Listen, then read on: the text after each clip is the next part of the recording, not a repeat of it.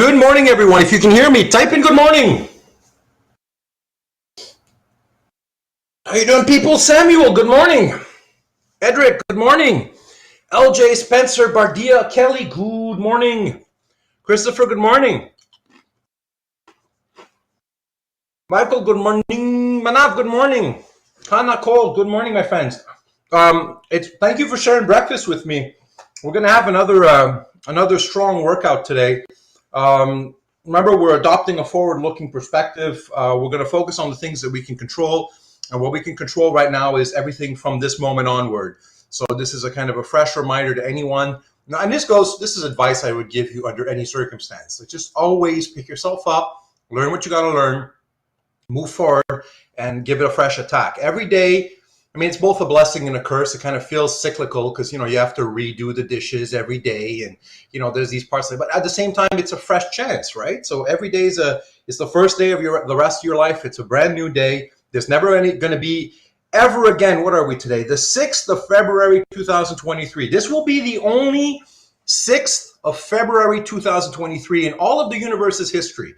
Next year won't be the 6th of February, 2023. It'll be of 2024. This is it. This is the single day. So seize that moment, focus. Today we're going to have an amazing class.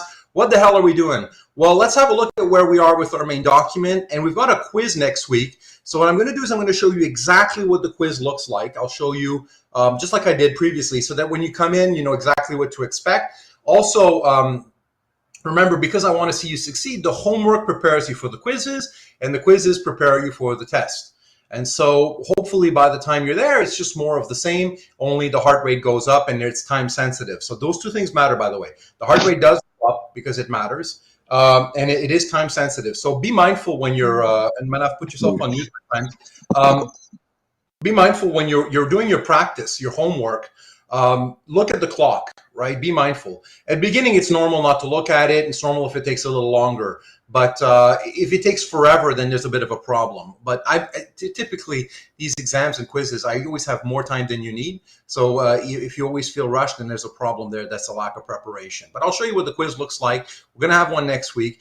Once we're done with that, we're going to look at what we did last week. And so hopefully everything is clear. The truth table skill isn't, truth be told, it isn't, no pun intended, it isn't ridiculously difficult. It's just very meticulous. You have to be meticulous about it. You really have to go in a stepwise fashion. I compare formal logic because what we're doing is what's called deduction, which is certain reasoning. So where the conclusion really follows from the premises 100% certainly. It's kind of like walking. Sometimes I play with my kids at the park and we do this kind of game where we walk on a thin line and we say if you fall on either side, there are some sharks. It's like walking and never letting your feet leave the ground, right? So being really, really stable and making sure you do it step by step. I think that really applies to the truth table method. So you got to be very meticulous and take your time. And you got to be in a certain mindset, like take away all distractions. This is not something you can botch. This is not something you can rush. The copy-paste tool is good, but if you copy-paste in the wrong column or if you're copy-pasting the wrong contents, you're screwed. So there are some advantages to doing this on screen, but nevertheless, you got to be real meticulous. So, and so what we'll do is, if you've done your work, we'll open up a space where you can ask questions if there was something that was unclear. I'm hoping that won't take too long because I think things were clear. Everyone had a look at that manual. I didn't show that in class. Was that helpful, that big manual I made, that PDF? So you go page down, and it goes step by step. So if you had a look at that, how was that? Was that helpful?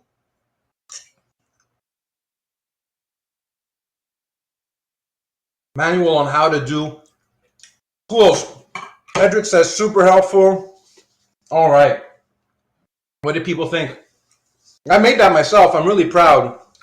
It's visual too, like I've used colors and hey, my pleasure. And I'm working, I'm working really hard to sort of build this course to my liking. Like it's perfectly fine. Edric asks, I need more to understand valid and invalid part. Yeah, well, it's really easy, right? Like imagine, and this goes back, let's just talk very briefly about validity. I'll just make this quick aside. Imagine I get you to nod yes. I'm going to say something, right? And if that something is surprising enough for you to ask me why. So I make a claim of some sort and you go, why do you say that, Mark? And then I start laying out reasons in support of what I just said. All right. So imagine Edric and I are having a conversation. I say something, and Edric says, "Why do you say that?" And I start listing out reasons. I can get you to nod yes to those reasons. I can invoke stupid reasons, and you might want to nod no to them, right? So for instance, if I say something that's manifestly untrue, so I say something like zebras don't exist, and I'm not going to agree to that. Like, as a part of my argument, let's say that's one of my reasons. You're going to disagree with that because manifestly untrue, right? Then you're not compelled to accept the conclusion that I was proposing earlier, right? This claim that you asked me why about. However, if I give you reasons, and at each step you go yes, and then you go yes, and you nod yes to all my reasons, if, and that's a big if, but if those reasons are properly logically connected to one another, you should be compelled by the force of that logic and the yeses that you invested in them, that is, you took those premises to be true, you should be compelled to accept the conclusion as true as well. And only under circumstance where it's perfect plumbing. We say that arguments are truth preserving. Well, you can think of them as conveyors of truth. If you plug in truth in the premise, if the plumbing's perfect, you have to accept the conclusion. A valid argument just is an argument where there's perfect truth preservation. If I get you to nod yes to the premises, you have to nod yes to the conclusion. And that's an interesting property of arguments because they're like knockdown arguments. If I get you to agree to the premises, I thereby have gotten you to agree to the conclusion because there's no wiggle room. There's literally no possible world, and when I say that, imagine all the rows underneath the truth table. There's no possible world where you could agree with my reasons, yet still reasonably disagree with the conclusion. The agreeing with my reasons just is agreeing with my conclusion. You're compelled to do that. Edric and everybody else, does that little gloss make sense? Kind of just putting it in ordinary language. If that makes sense and was helpful, let me know.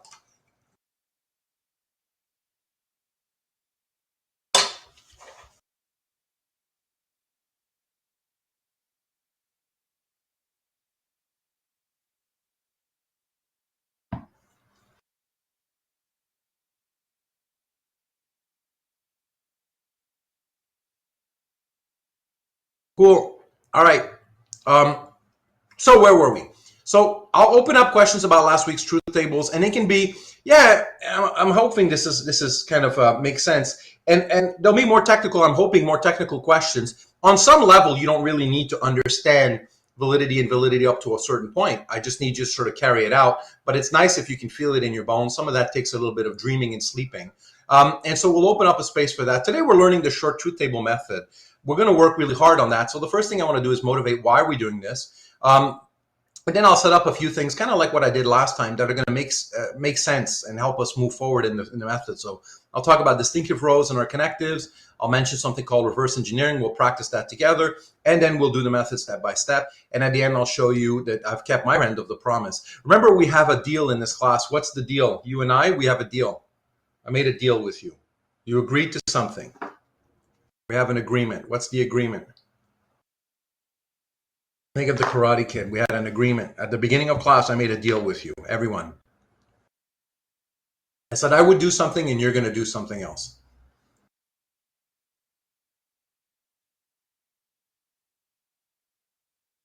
It's important because if you don't hold your end of the deal, I'm not holding mine. I only find myself bound if you're bound by it as well. This course only works if we both hold our end of the bargain. What's the bargain? I say I'm going to tell you a bunch of things to do, right? And you have to do them exactly how I tell you to do them.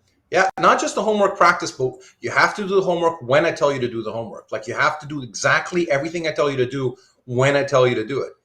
Now, I'm not monitoring that, right? That's between you and your conscience. That's between you and God. But if you got to figure that out, and you got to really follow everything I say.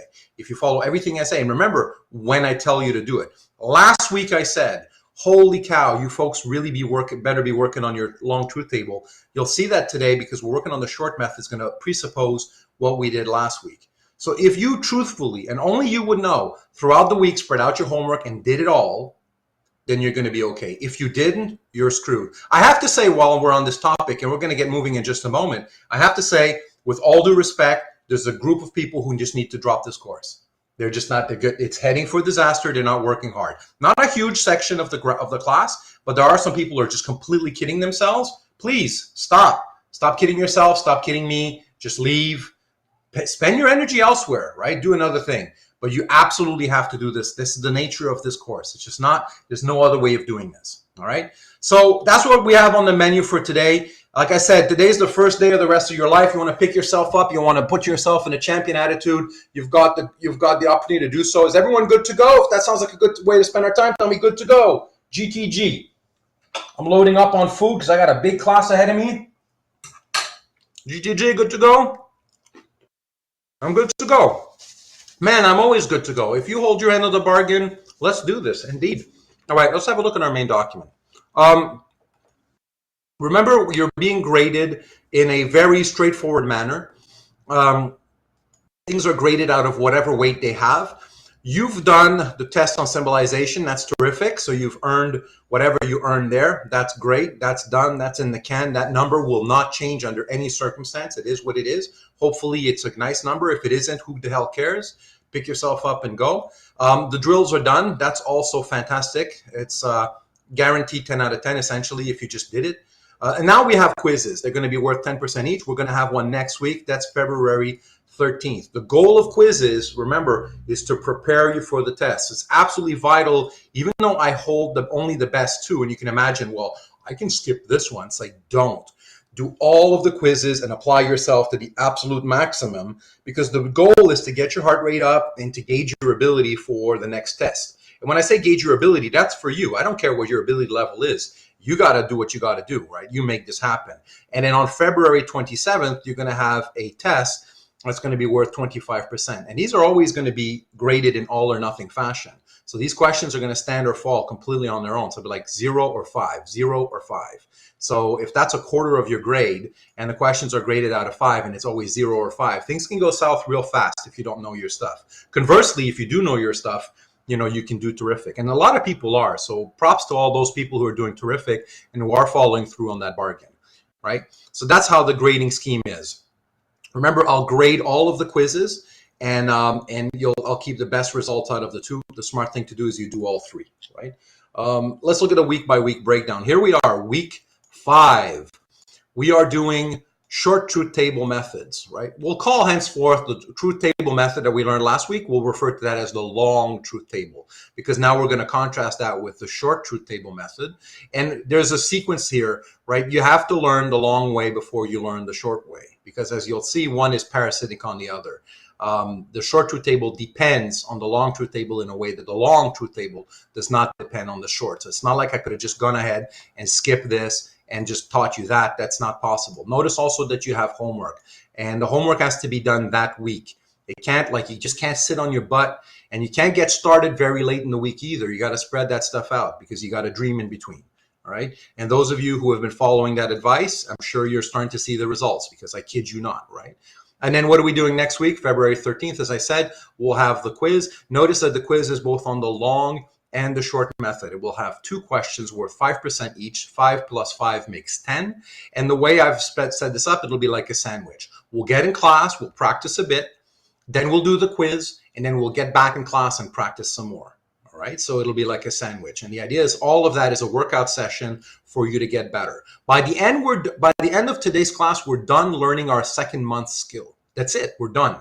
Then everything else, like here, weeks 6 to 8, right? It consists in practicing and practicing so that we get better for the test. You will have a reading break. Well, what do we do during reading break? Well, you practice, all right? This matters quite a lot. You need to practice. You will have a lot of homework, and there's also no rule that says you can't restart the homework. It's not like you've got this stuff committed to memory. If you take the homework fresh and you start all over, you can start all over. So anyone who wants even more practice can keep doing it, all right? And remember, the goal is I actually want you to see you perform well. I want to see you perform well, irrespective of how you did up to this point, if you stay with the course. And if you're not going to do the work that you're required to do the weeks you're supposed to do it, again, please, I urge you, just go, right? Be smart about this. Give your energy elsewhere, because it's just not doable. Is everything clear about how we're going to be graded and where we're going to spend our weeks? If everything is clear, type in clear. If you've got a question, ask your question.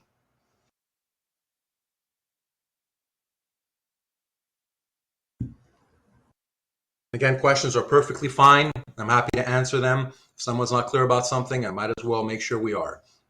Here's our bargain at the end, right? So remember, in bold here, not in bold, I say Do all the homework that you're supposed to do the week that you're supposed to do it, and never miss a class, right? That's what you got to do, right? So it's really, really vital. That's the deal. Here's what the quiz is going to look like. You're going to have a Word file. That Word file is going to allow you to type in it. This is right now a PDF, but you can imagine it'll be identical Word file. You replace this with your name and full ID, right? So you got your full name and you got your ID here. I want to see that. Do that first, all right? So because if you forget to do that, when I'm grading, I'm taking these PDFs out and I need to be able to see the name.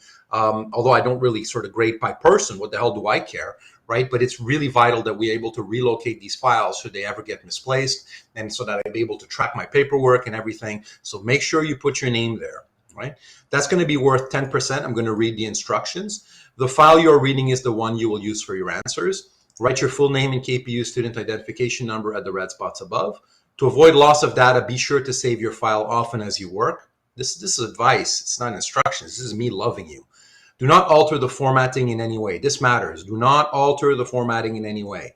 There's nothing for you to do except type in T and F and a bunch of other numbers you'll see in a moment. That's it. So don't change anything, because then it sucks. When I'm grading this stuff, I don't want to spend forever. I don't want to have to reconstruct this and move around, right? Don't change this.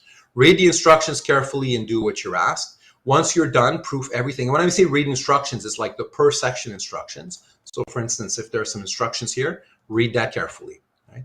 Once you're done, proof everything and then save your final answers as a PDF using the save as function or a website like freepdfconvert.com. You have less than 45 minutes. The quiz is going to last 45 minutes, but I say less than because anything that's late gets 0, right? To upload your finished PDF file at the proper spot on Moodle. So time yourself carefully and plan enough time to upload your answer. The only clock that matters is Moodle's countdown. So if you're looking at your watch, there's no guarantee that that's synced up with what Moodle thinks. You can submit only once. So if you spot something after and you go, darn it, it's too late. Late uploads get 0%, emailed attachments get 0%, and great excuses get 0%. Good luck. Question 1 will be worth 5% in all or nothing fashion. Test the following argument with a long truth table. Once you're done filling the grid, indicate in the space below whether the argument is valid or invalid. If it is invalid, put all the leaky rows in red. So all the leaky rows. So if there's more than one, put them in red. Kind of like we did in the homework. So you want to know how this should look? Well, look at my homework solutions. I want you to do exactly like what I did. And then what you'll do at the bottom here is you'll say the argument of question 1 is, and then this is a part where you can retype, and you can say, well, the argument is, let's say it's valid, right? You'll just erase all this stuff. So let me use kind of my airbrusher here, right? You'll just take your eraser and you'll just remove all this other clutter here, and you'll say the argument, oopsie, I've erased too much. The argument is valid. That is it. And if it's invalid, then you just erase the other parts, right? And then you show me the rows in red. And so all you're going to do is you're going to type T and F, oopsie, in capital, right? Just like we've been doing in the homework. And you'll have your argument over here. So you can imagine premise, right? Conclusion, and you'll have all your P's and Q's and all this nonsense here. And now you're going to put your T and your F's and all of that stuff, and you have to build it properly. If there's one mistake in this entire thing, there's one T where there should be an F or one F where there should be a T, you get 0. And that's going to be the long truth table. Anna asks, do you mind if that we gray out the T's and F's that aren't relevant to the final analysis? Anna, you can do that as you work your way up, but then put it all in black. So that's, I think it's a great thing for you to do on your end, but then when you're done, select all, put it all in black, and then just highlight in red the rows. Yeah, kind of like I did in my solutions, just like my solutions. It's a great thing. Yeah, no problem. And Hannah and everybody else is graying out. Does that help you see the columns pop out better? That piece of advice? Because I find otherwise it's just so difficult, right? Yeah, okay, so good. I'm glad that helped. Right, you want to take a page from Gestalt psychology here, right? You want things to pop out. Well, they need a background-foreground relation. So yeah.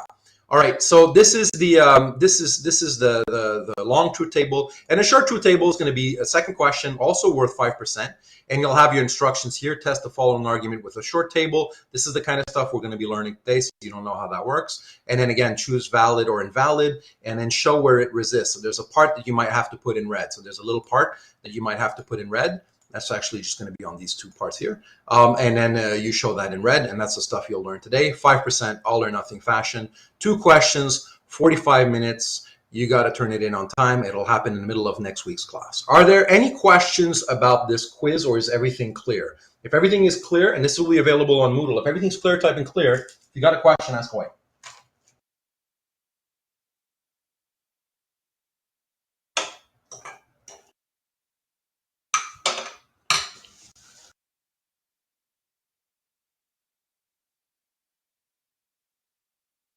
We have to answer in that format. That's exactly right. Yeah.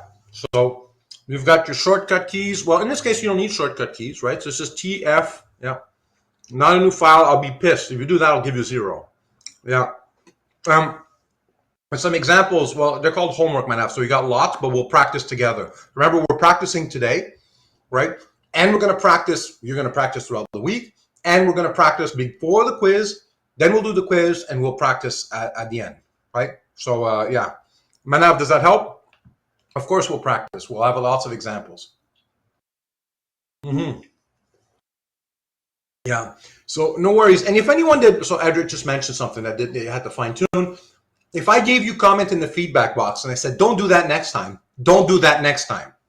So if I said something in the previous test and I warned you because you were doing something wrong, and it could be something stupid like, spacing or, some formatting issue, and I said, please don't do that next time, I mean it, like, don't do it. Like, if I've got the paper trail that I warned you and you just keep doing it, I'll gladly give you a 0, because why the hell should I respect you if you don't respect me, right? So just bloody type T and F. That's all you have to do. It's not that complicated. Cole asks, so don't type the invalid rows at the bottom like in the homework, just leave the invalid rows in red. Yeah, you don't, like, just like in the homework, you were supposed to write, just put in red also, and you tell me whether it's valid or invalid. Just point to the leaky row, Cole. So just like the homework, just like my homework solutions, that's it. Just do like Papa Bear told you, just like I did it in my homework solutions. Cole, does that answer that question? Yeah, and I wouldn't be upset. Like if in addition you said it's invalid, and in addition to doing everything properly, like you put it in red over here, right? You said it's invalid, and you said it leaks at rows 5 and 6, whatever, right? I wouldn't be upset. It's more than less, but certainly just follow visually. I want to be able to see that row in red, right? And again, anything, even if it's inconsequential, even if it doesn't change the verdict, like ultimately you ended up getting it right. The argument was valid, right? And you chose valid, but there was a T that should have been an F or an F that should have been a T, you'll get 0, right? Ignore writes, can we leave the premises in bold, or should we change back to just regular font, regular black once you're done? Give yourself whatever you want, right? To sort of help you see, but then regular font. And if you had the entire premises, like the main column underneath the thing in bold, again, like it's not like, I would kind of appreciate it, but I don't want to get fancy. And I'm scared that if I open the door to that, ignore, everyone is going to go crazy and make up their own stuff. And I know that from experience. So let's all agree to just keep it really plain. The only thing I want to see is the red. That's it for your rows. That's it. And there are no columns in red, so that's it. I don't want to get too fancy. We'll have lots of fancy stuff in the third month, though, notation-wise. All right, so that's it for the quiz. Folks seem pretty clear. I'm answering some questions. Kamal, if you have a question, go ahead and ask. And then we're going to open up a space for if you have questions about last week's long truth tables. I've already talked a little bit about validity. I don't want to do too much philosophy. You can do some philosophy of logic. If you're interested, you can read my work. I publish in philosophy of logic. So if you want to read a bit, you can always look that up. But I just want to sort of get at the minimal we need to sort of get moving and then keep going. So if there are questions about last week's truth tables, please go ahead and ask right now. This would be the time. Are we allowed to create extra columns or rows if we need to? Kamal, great question. You won't have to. Everything will already be formatted. So over here, I will have the argument already typed in. All you need to do is this part over here, right? So there will not be any need to add or remove columns, Kamal, unlike the homework. Does that answer your question? Great question. It'll already be done for you. This, like everything will be done. Cool. Terrific. That is it. All right. Let's ask, are there any questions about the long truth tables? And I'm hoping there aren't many or any complicated ones or whatever, that we don't spend too much time on this. But is everything clear about last week, or do you have a question? If you do have a question, ask, but we'll triage them. And hopefully specific ones, like can we look at this homework, whatever, but I don't want to kind of spend too much time on that because we have lots on our plate. If everything's clear, type in clear. If you got a question, go ahead and ask. Although I don't want to discourage it, but I just want to make sure we're good on time. If you're completely lost about something, that's fine. I can have a look quickly, but like I said, a lot of it is just be meticulous. Be meticulous. There's just no other way, it's a dumb trick, that makes you smarter. So just be meticulous. All right, well, look, if we're good, we're good. I want to move on. That's terrific. And like I talked about validity, you can re-listen to that, and we can always talk in after class if you guys want to feel that in your bones a bit more. So let's talk about the short truth table method. So why are we learning a second method here, or an abbreviated method? Well, the answer is simple. If I've got one atomic proposition, I've got two possible truth values. It can be true or false. So for instance, I say, Mark has a chopped off thumb. Well, that can be true and that could be false. How the hell do you know, right? Could be true, could be false. You don't know, don't care, because you can't check. You're just a logician. It's up to the scientists to go out and check the world to verify correspondence. But you can tell there's two possibilities. Either Mark has a chopped off thumb or he doesn't, right? So true or false. If I say two things, then I map out four possible truth values. If I say three things, that's times two. So 2 times 2 makes 4, times 2 makes 8 possibilities. And 16 if I say 4 things. 32 if I say 5 things. 64 if I say 6 things, right? And on 128 if I make 7 claims, and they all hang together, right? And so on and so forth. And it gets ridiculous. It gets really big. There's nothing wrong with that, right? But it does get tedious. So what we want to do is we want to focus just on the parts that interest us. Because you notice when you did your homework this week, it's kind of sucky. You do all of this work in filling up this whole table, only to then go down, and there's so many rows that are not of interest to you, because the only rows that you're ever interested in are the situations where you have a true premise, however many premises there are, they're all true, and then you have what sort of conclusion? What would allow us to press the buzzer and put this in red? A false conclusion, that's right.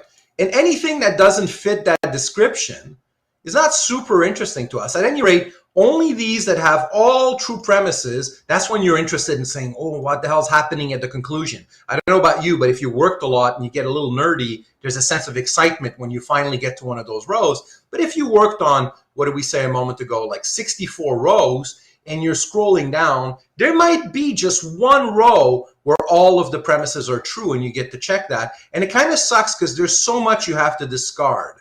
There's so much there that ends up not being of use to you. You can't anticipate which rows are going to be useless, but there's so many rows that are useless. What we're going to be doing is we're going to find a way to go straight to the row that interests you without doing all of the useless stuff. Does that sound fun to you folks? I'm going to show you a way of doing it like in 3 lines instead of 64 or 128. Always 3 lines. Does that sound like it's interesting? I'll teach you some more tricks. 3 lines. You can do it all in 3 lines. It'll be more work though, but 3 lines. It'll be time saving, but you gotta be smarter. That's what we're gonna do. That's why we're doing this. It's too cumbersome. So the answer to the why, long truth tables, too cumbersome, too long, right? It creates so much waste. We want to get straight to one kind of row, and there's all these rows we don't need. Is that clear, everyone? If that's clear, type in clear. If you've got a question, ask your question. That's the why.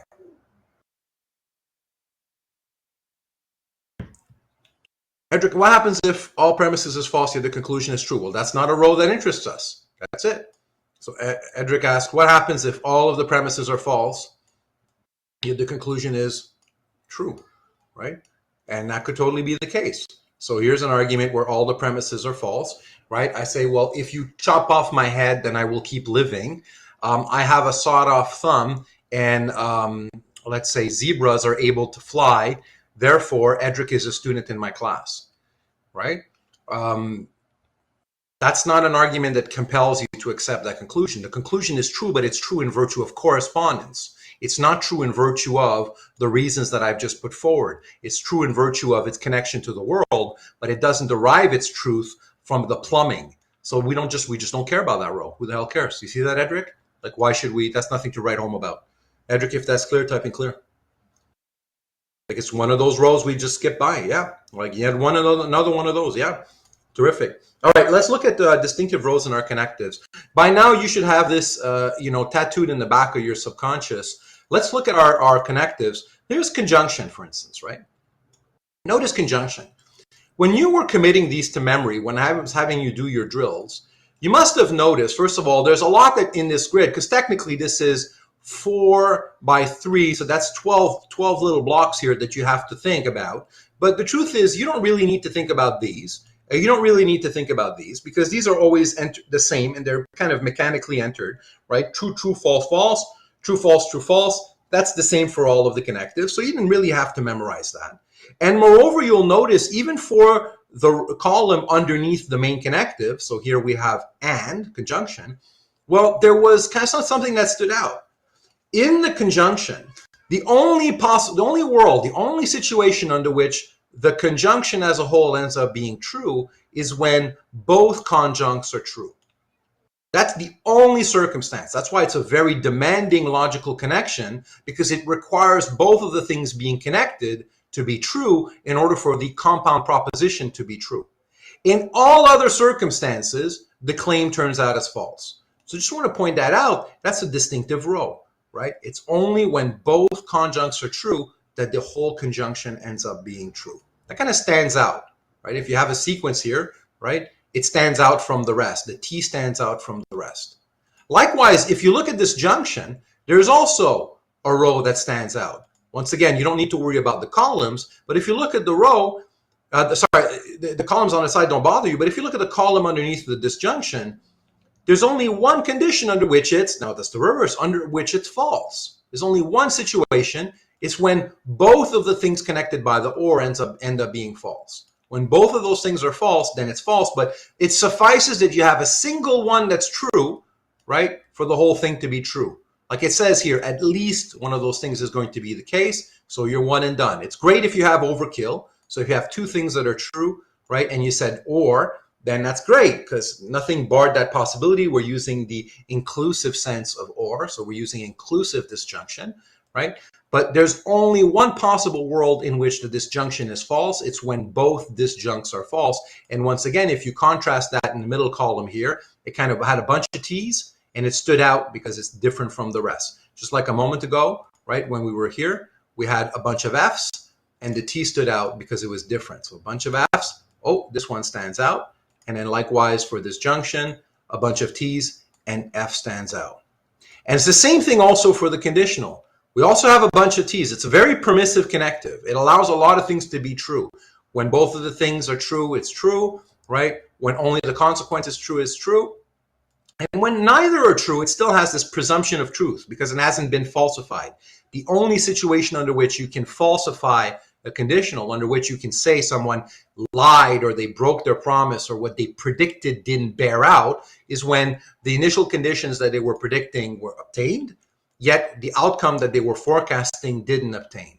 And then you can decisively say, see, what you said as a whole, if this, then that, all of that ended up being false. So the second row here is distinctive. It stands out from the rest. And that's a nice feature. You can see these three connectives. Let me zoom in a little bit. Oopsie. Conjunction, disjunction, and conditional. Let me try to put them all here, right? They each have a distinctive row, something that stands out a little bit. So I just want to call your attention to that. Nothing here should be a surprising, but it's going to be a useful trick for us. Is everything clear? If you have a question, type your question. If everything's clear, type in clear. Just kind of setting up the ground here, calling your attention to some features you may have not noticed, or at least not noticed with as much salience. Equivalence is kind of like flush down the middle, right? You've got two rows that are true. It's like a sandwich, right? And two that are false. It's not as distinctive. It doesn't stand out the same way. So those are our distinctive rows. That's going to do some lifting for us. So let's do some reverse engineering now. Let's imagine that you have some truth values that are given to you and you have to figure out the rest. So here's a situation where you have what is the thing I've just put in a red box? Is that a compound or atomic proposition?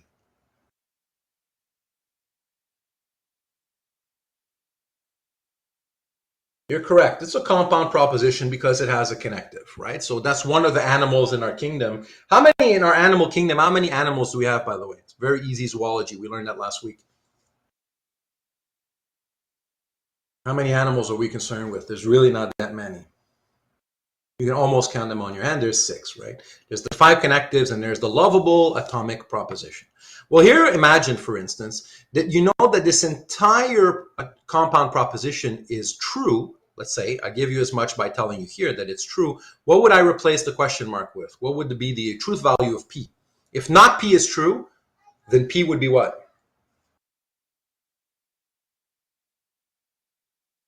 False. That's right. F. You got it. Right. It's the old flipperoo, and you can infer that. Like absolutely certainly. Right. You go from if I know this, right, then I can figure that out. It's a no-brainer. So far, so clear, everyone. If that's clear, type in clear. If you got a question, ask your question. We're gonna take baby steps because we're gonna build up like a train that's building up steam. So far, like 35 minutes in, we haven't really built up steam. We're gonna slowly build up steam. All right. Reverse engineer these missing truth values. What would be here, for instance? Imagine you know that the conjunction as a whole is true. What would we have here? What I've circled? True, yeah. And what would we have on the other side? True as well. True as well. Why? Well, we said a moment ago, there's only one situation under which a conjunction as a whole ends up being true. It is when both conjuncts are true. So if I know that the conjunction is true, then I can infer that both conjuncts are going to be true. So I can proceed in the opposite direction. Like earlier this week, what you did was, if you had a conjunction, let's say P and Q, and there's nothing about P that always puts it on the left or Q that always puts it on the right, but who the hell cares? And then you found out that P was true, and then you found out that Q was true, then that would allow you to figure out this. So you had 2 knowns, 1 unknown. That's what we learned last week. Notice what's happening this week. We have 1 known, 2 unknowns. Still 3 things. Remember, everything's going to boil down to 3. Like 3 is the magic number. That's a song back in the day. And so you have 1 known, 2 unknowns. And yet you can infer that with as much certainty as you were able to infer from the 2 knowns to the 1 unknown, just in the opposite direction.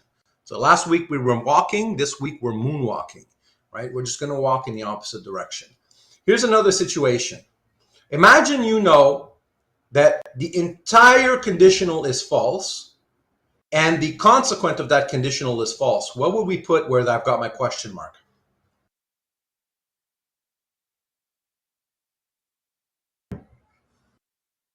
Must be true. Must be true. Exactly.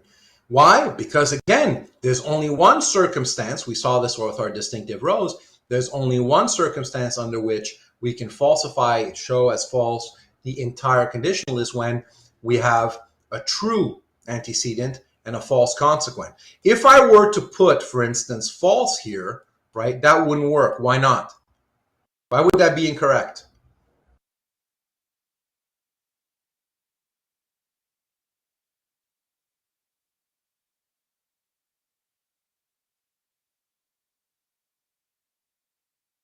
Yeah, because that would be considered true, right? So you know your drills, right? The conditional would have to come out as true.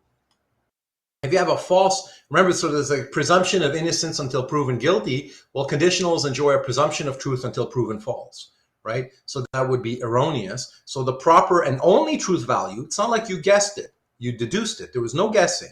This is a completely guess-free environment. Everything we're doing in this class is completely guess-free. You were able to figure out that this was T over here. True. Is that clear, everyone, or you have a question? If everything's clear, type in clear. If you got a question, ask your question. Starting to moonwalk. We're starting to moonwalk. I'm referring to the moonwalk. I'm old, right? I know Michael Jackson. I grew up on Michael Jackson. When I say moonwalk, do you know what I'm talking about? Say yes or no. Please date my age. Edric, we can put that question to the side. Yeah, we can use it as to announce an antecedent. That would be the short answer to it. Moonwalk. Okay, so we know what moonwalking is. I'm not that old yet. I'm really scared the date I'll be talking about moonwalking, and people are like, what are you talking about? Like walking on the moon? It's like, no, it's a dance. It's a Michael Jackson move. Please treat yourself to a happy moment when class is over and Google it if you don't know. You know, Michael Jackson moonwalking is quite a thing. All right, let's have some more fun. Let's do some more moonwalking or reverse engineering here. Let's suppose that I know that this is true. Take a moment. Don't type yet. Type, but don't press the chevron. What would I have here? I'm going to agree with you, Manav, on that one. There's a lot of impersonators, but there's only one MJ. All right.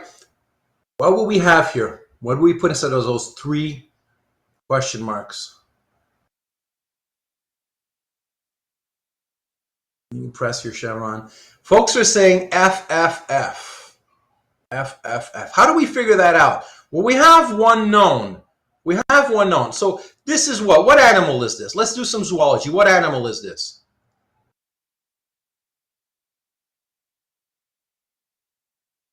It's good old disjunction. I don't know what sound a disjunction would make in our jungle. What animal did this disjunction eat? What's in its belly, strictly speaking? What's the animal, the next animal in its belly? It's not a dis. Oh, so did some people say disjunction?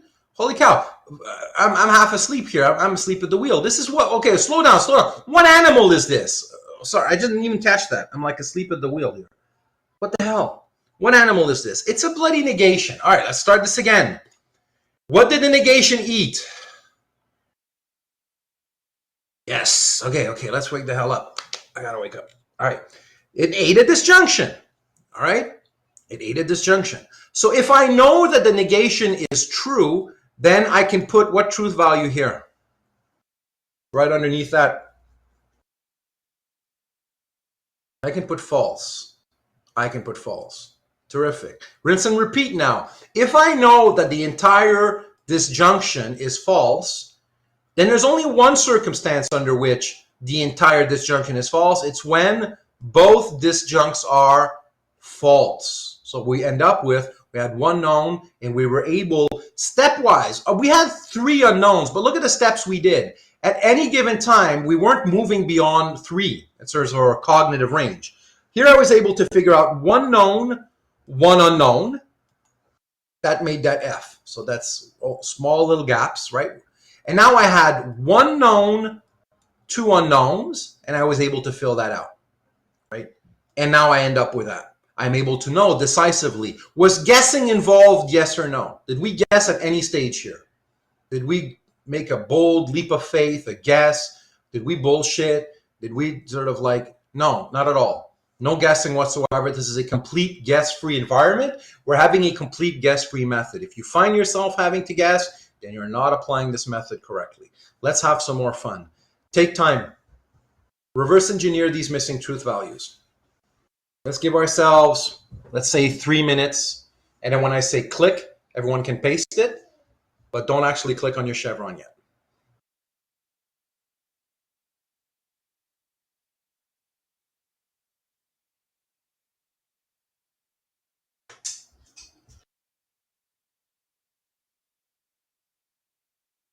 In a minute, I'll help some folks out if you're stuck. Try it on your own for a minute, then I'll give you, I'll hold your hand a bit more.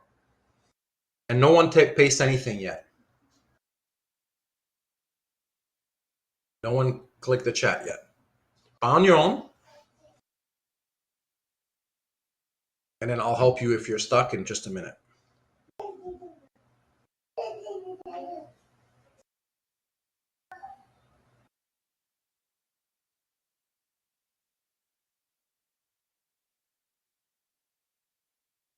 All right, let me ask you a question.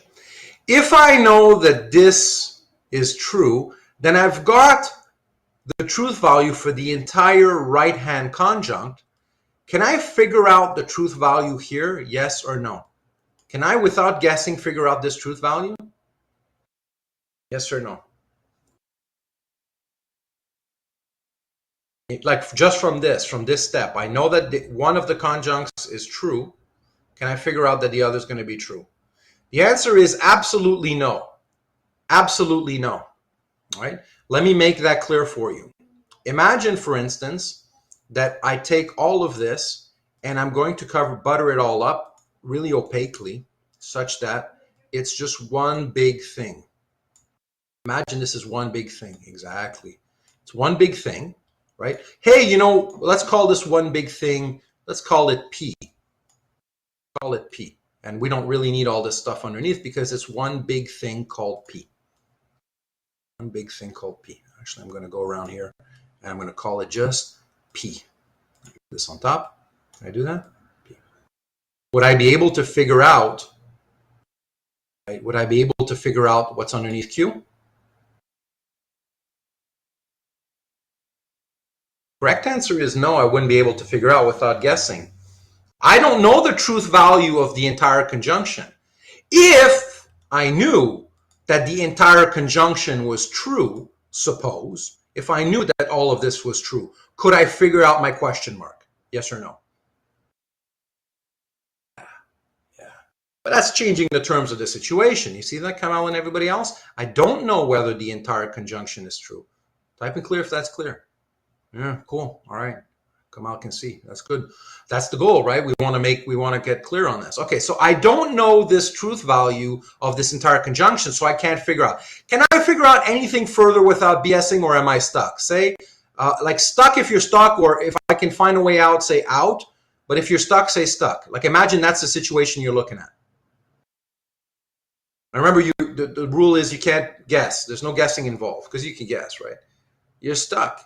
Exactly. That's why, Samuel, we got to proceed carefully, right? That's why we're taking it slow. We're taking it slow, right? Okay, so let's remove all this. Let's remove all this clutter. What without guessing does this, knowing this, what does that allow me to figure out without guessing? And let's call this 1, 2, 3, 4, and 5. Which of these 5 does it allow me to figure out without guessing? One step at a time, ignore, we'd say 4, right? Agreed. In the long run, you're going to be able to figure out everything. So spoiler alert, right? You're going to figure it out. But it allows me to figure out this truth value. So what would I put underneath this, this conditional? What would I put? I put false. It's the old flipperoo. I would put false. Exactly. I would put false. Why would I put false? Because it has something to do with what's the distinctive row or anything like that. Why would I put false?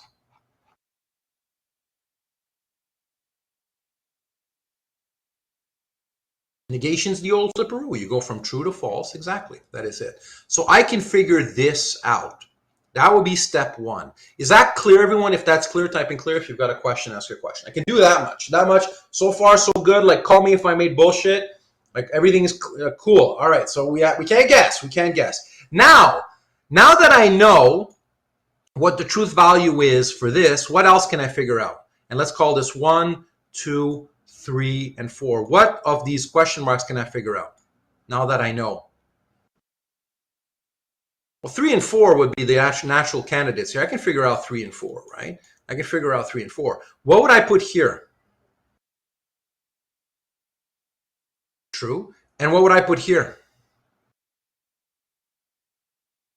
False, because we said earlier, right? There's only one circumstance under which a conditional is false. It's when its antecedent is true and its consequent is false. That's the only circumstance. So from here, I can, without guessing, reverse engineer the truth values on either side. Type in clear if that's clear. Question if you have a question. We're going baby steps in this. Baby steps.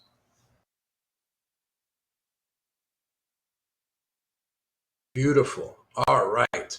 Now, I know that the entire right-hand conjunct is what? True or false? The entire right-hand conjunct is what? What's the truth value of that?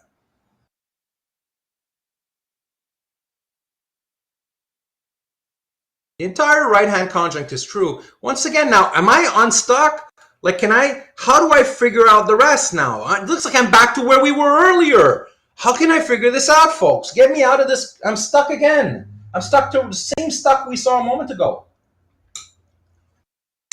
How do we unstuckify ourselves?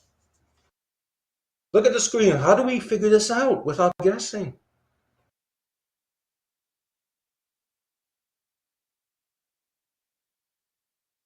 You got it. Hannah, I'm going to bump knuckles virtually with you. Hannah is keen to point out that, look, we figured out a truth value for Q. And if Q is false, then Q is false every time it's mentioned, right? So we can figure this one out. We just basically report that truth value. What are we going to put underneath?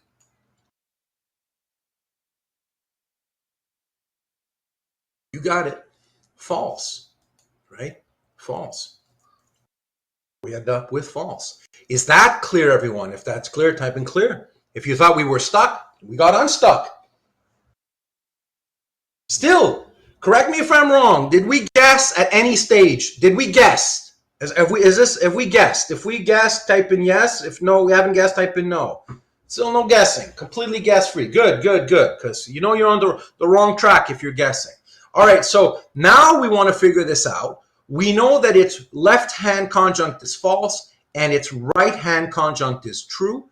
So if we have a false conjunct here and a true conjunct there, the conjunction as a whole is going to end up being, drum roll please, false. You got it. Now, ain't that neat?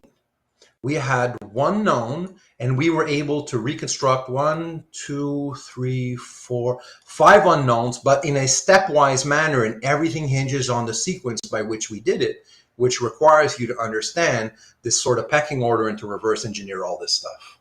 My friends, this is my sort of starter kit for this method. Are you enjoying this? Is this fun? This is the part where it starts to feel like a university course. Welcome to the class now. Now we're having some fun. Good. All right. Let's have another challenge, Edric. Let's bring it on. All right. Do this on your own. Press the enter button only when you're completely certain. And folks, don't look at the chat.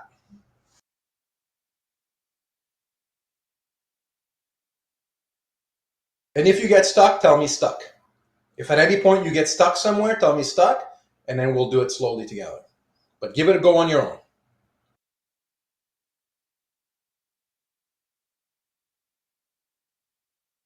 Take out a piece of paper.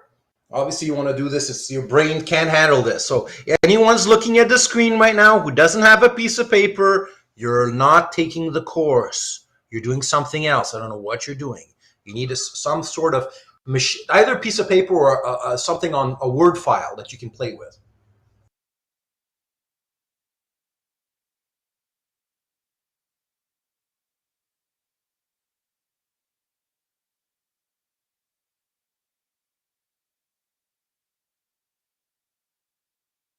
And if you get stuck, tell me stuck. If you're confused or stuck, just go ahead and let me know, and then we'll do this step by step. It's not a speed contest, especially at first. It's a accuracy contest, not a speed contest. Sure you can back up what you say. Everything's correct.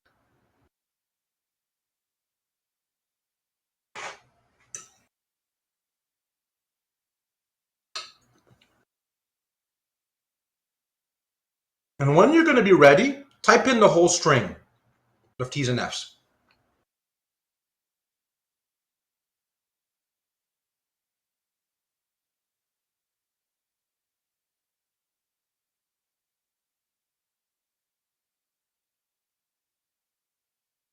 And you want to have a look at the solution? Is everyone ready? Let's have a look. If you got it right, say yes. If you screwed up, don't say it. Because if you screwed up, it's no big deal. I just don't want you to say. So, all right, someone who said yes here, take my hand and go step by step with me. All right. So I'm going to give myself, you need to tell me with the technical terms what I got to do. So where am I going to start? What should I be looking at first? Lots to look at here. Teach me how to do this. Have you got it correctly? What did you do? Retrace your steps for me. You start on the left. All right. I suppose this is what you mean on the left-hand side. So you mean the left-hand side of the equivalence over here? Ignore. All right. So what are we going to do? Hold my hand here. And try to use the actual language. We don't have equal. These words aren't like, it's not use the terminology we have, right? So first of all, what animal is this? The whole, I mean, I should be putting this here. What animal are we looking at? Let's just start with our zoology, just so we're not scared. It's a biconditional or equivalence, right? It's an equivalence, all right? The whole equivalence is false. And we know that equivalence matches, it tracks matches and mismatches. And it's telling me that, well, on this side, one of the what we call the left-hand constituent of the equivalence is true. So what should we be putting here? If it tells me F, that means there's going to be a mismatch. So what should we be putting here?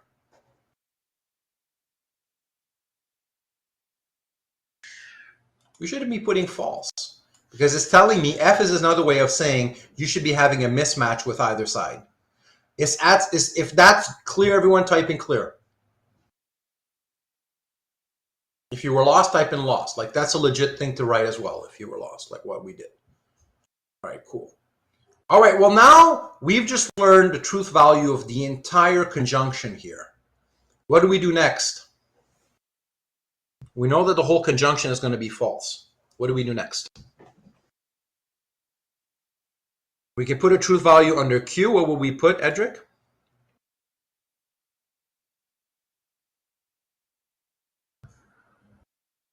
Would we put true?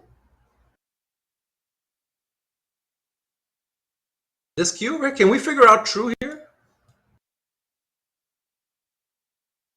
Is there a conditional, Samuel, at all in this thing? So we got to be clear. We got to be clear in the language. Yeah, no, biconditional. Cool. All right. So we got to go slow down here. Can I figure this out here right now? Can I figure this out? Yes or no, without guessing? Suppose I'm directing my gaze there for a moment. Without guessing, can I figure this out? No, there's no way to tell. There's no way to tell. Now let's go back to where Samuel and others were pointing me. Can I figure this out without guessing? Yes or no? Sure, I can. Exactly, I can figure this out. I know that the entire equivalence is going to be true. So it's telling me there's going to be a match, and it's telling me that this is true. So if I know both of those things, then what am I going to get over here? I'm going to get true. I'm going to get true. And earlier I said there would be an F here, so I just want to keep that in because we got that as on account of our mismatch over here. We got our F, and on account of these two things, we were able to get this. So that's what we've done so far. So far, so clear, everyone. Type in clear if that's clear. Question if you got your question. Those are the moves we've done so far. All right. Now, hey, terrific. We've got a result for Q. Isn't that awesome? We got a result for Q. So what should we be doing next?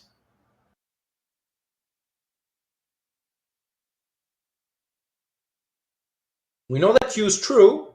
So Q is going to be true. We're going to put true over here. And that's not, there's zero guessing involved in that one. Is that clear, everyone? Type in clear if that's clear, lost if you're lost. If you're silent, I can't infer anything. So if you're lost and you don't let me know, I can't help you. But notice we're doing this stepwise fashion. Stepwise. Okay, cool. Edric says clear as we have to carry it to the other side. Yeah, so we have to report that value, that truth value. We figured it out. So it applies across there's never any row in all of your truth tables. Like when you were filling out, you're doing the quilting, T, fall, true, false, true, false. If you have a letter, right, and that alphabetical letter, that atomic proposition is true, then on the entire row, wherever it finds itself, it's always going to be true, right? Likewise, if it's false, it's always going to be false. On a given row, it's always the same thing. And likewise, if I say something right now, saying it twice doesn't change the truth value. It can't be that if I say the earth is round, that's true when the first time I said it, and the second time I say it, it's false. It's true every time it's mentioned. All right, cool. So what can we figure out now? How do we figure this out? What's this going to be? And in virtue of what? We got one more question mark to get rid of. It's going to be false. Why is it going to be false? Because has to be false because of what? Kyung, why? Because the conjunct is false. Exactly. We know, right? that our entire conjunct is going to be false. If I were to put it true, then the whole conjunction would have to come out as true. We know the whole conjunction is false, so it's going to be false because we know all this. We've learned this already, right? And that's why we have to put an F over here, because if we were to put a T, we'd have a problem, right? Because then we'd have to say that the entire conjunction was true, which isn't. We found out it was false. We know that already, so it's going to have to come out as false. I need to contaminate that conjunction with a false conjunct in order to get the entire conjunction to come out as false. So what we did was, let's retrace the steps. We knew this, and we knew this, so we figured this, and we put that as false because it was a mismatch. Then we had our false. We figured out we couldn't do that, so we backtrack, right? But we did know this, and we did know this, so we figured that this was false. And then what we did was we went ahead and another rainbow. We put this over here. We put this as true. It should be true. Let me back up. I said true. True. That's my match. And then we found that out for Q. We put it over here. We put that as true, which meant that then that would have to be, so given these two, it would have to be false. And here is the total answer to the whole thing. My friends, did you enjoy that? Took it step by step. Well, you better enjoy it, because we're going to have a great time doing it for the next 3 weeks. Yay, bring me another. Totally, let's do this. Let's do the step method. Let's do the method. Let's practice together. Let's start practicing. And I'm going to teach you, remember the whole goal, remember the why. I want to go straight to the row that leaks, because it's such a big method, the truth table method, and we end up discarding so much useless stuff that I want to get to the row that leaks. Can everyone see what I've selected here? If you can see that, type it in, just to make sure that everyone can see well. All right, now I'm going to teach you the short truth table method, because this is not it yet. All right, so we need a bit more. When you go in your template, you're able to copy paste this. So I've just pasted this straight from the template. That's the generic short truth table. Just like you were able to copy paste whatever long truth table you need, right? This is the one. Notice that instead of having, 128 rows, it has one row over here. That's for the argument. And then it will have 3 rows. And it's not a complete grid. Notice there's no separators in between these here, right? So they're just lines horizontally. The whole thing's going to happen really horizontally. Let's imagine this is the question in the homework, which is going to be a question, let's say, in a quiz, which will look exactly like that in an exam. The first order of business is kind of what you did previously. Copy paste. I find that's a little more secure, less liable of having typos than retyping it with your shortcut keys, although it's great to have the shortcut keys. Copy paste your argument into the generic template.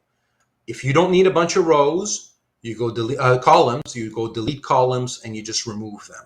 And that is the second premise. Copy it. I'm going to put it over here. A bunch of columns. I give you more than less. If you need some, add some. If you don't need some, withdraw some. That's fine. And then over here, my conclusion. And again, at the risk of being pedantic, I just use copy paste. I find that a little more safe. Let me zoom in, and I want everyone to prove me. Did I correctly copy paste this argument into this row? If I make mistakes, it happens, right? You saw me make little mistakes earlier. It's par for the course, but you got to be careful. And you double check yourself. You can triple check me. You can quadruple check me. All right, terrific. What we're going to do now is we're going to fill out these 3 rows. And they're going to have different purposes, right? This row over here is what you're going to write in here, the top row, all right? Let me just give you the sandwich here, right? The top row is going to be tracking what you get. The row beneath it is what you want.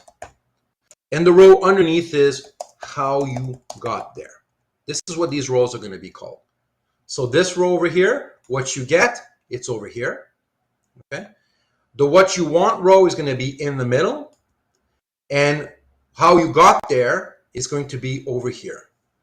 What you're going to type in first is what you want. Then you're going to type in what you get second, and how you get there also second, because it has to happen at the same time. So second and third, right? This is what you're going to fill out. But the first thing you want to fill out is what you want. It's going to be a hamburger with a top bun, a burger patty, and a lower bun. Top bun, burger patty, lower bun. So far, so clear, everyone. If that's clear, type in clear. And if you got a question, ask your question. We're going to take it step by step. And pay attention because this is it. I don't have that one written down. So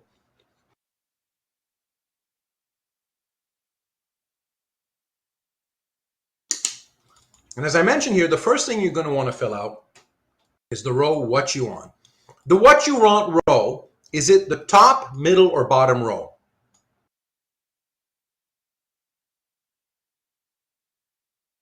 The middle one. Okay, so what do I want? Here's what I want. I want true premises and a false conclusion. Why do I want that? Because really, you know the method. When it's all said and done, that's what I'm going to be looking for anyways. I want a leak, man. That's the leak.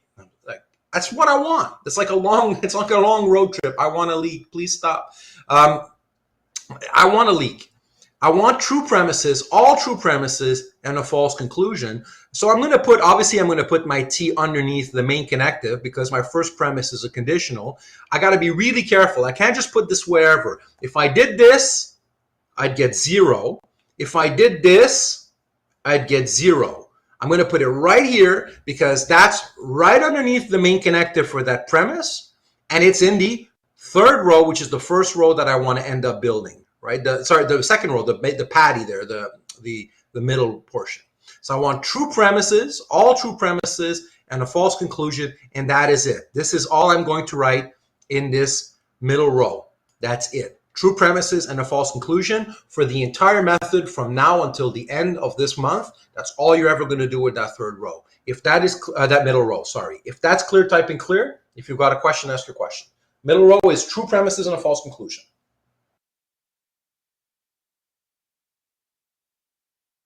All right, so now what I want to do is I want to try to see if I can impose on this argument a leak. And I'm going to have what I'm going to call 3 entry points. Here's an entry point. You enter from the bottom. Here's an entry point, and here's an entry point. I got 3 entry points. All right. I'm going to ask you to always enter through the conclusion. As a rule of thumb, it's not a law. It's not always the case. Sometimes you'll have good reason to not enter through the conclusion. And only when you have good reason to enter elsewhere can you enter elsewhere. But as a rule of thumb, I want you to enter through the conclusion. And that's the first thing you're going to do. And you're going to want to make that conclusion false. Because remember what I said. Let me just put this in the middle so we can all see this, right? There's 3 rows. There's what you get. Let me put this in color coding here. There's what you want. Let me put this in, I don't know, purple. And there's how you got there. And what will be a nice color? Green is good. I feel like Bob Ross, the Bob Ross of logic. All right. I'm going to enter in through my first entry point, right? Which is the conclusion. I'm going to enter through my conclusion. And I want to make it false. So let's go ahead and make it false. That's going to be the first thing I'm going to do. And notice here how you got there, right? That's tracking the steps. So what you're going to end up having at the bottom bun is a bunch of numbers, right? So what you're going to get at the top is a bunch of T's and F's, lots of T's and F's. Here you're going to get a few T's and F's, always in this sequence, true premises and a false conclusion. And here are a bunch of numbers. And I want to try to impose on this argument a leak so I can go straight to the row that would interest me. And that's the first thing I did. Now, I've decided that I'm going to make P false. Now, if that holds for P, what would I put over here, you think? I'm going to put false, exactly. And that would be move what? So how did I get there? That'd be move what? So if earlier that was step 1, this would be step 2. That's terrific. Step 2. Now, I want you to ask yourself, if I know that the antecedent is false, can I figure out the truth value of any of these things without bullshitting? Yes or no? In a complete guess-free manner, can I, with absolute certainty, figure this out? Yes or no? I know that it's false.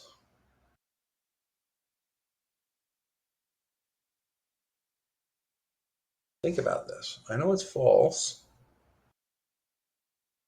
Either of the ones I've selected.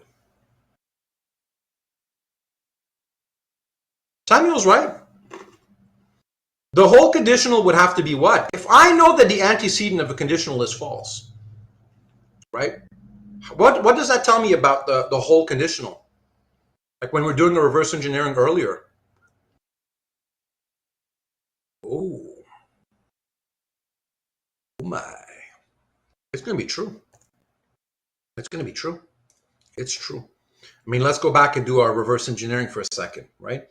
If P, then Q. Imagine I know that P is false, and imagine I do question mark. Let me spread these out well, as best I can, I suppose. Can I figure this out? Yes or no? Yeah, I can figure it out right away. It'll be true.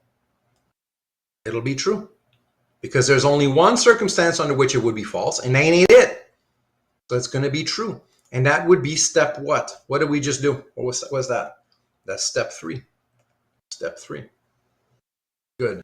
So far, so clear. Typing clear if that's clear, lost if you're lost. Look, notice what we've done. Clear or lost.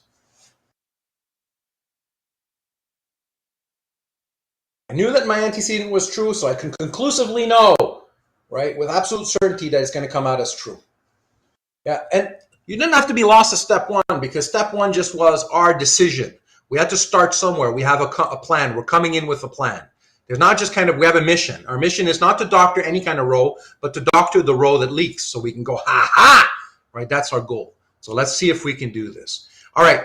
If I know that my antecedent is true, and I know that my conditional is true, can I figure this out, my consequent, without bullshitting? Yes or no? No guessing. Can I figure this out?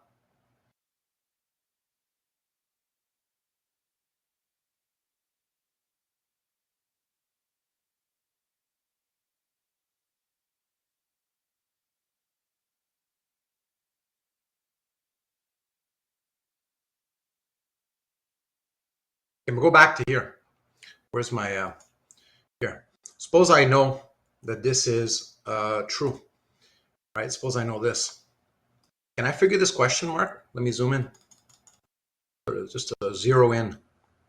Can I figure this out without bullshitting? Or is it a toss-up, 50-50 chance? 50-50, right? You can't figure this out. Could be true. Could be false. Could be true.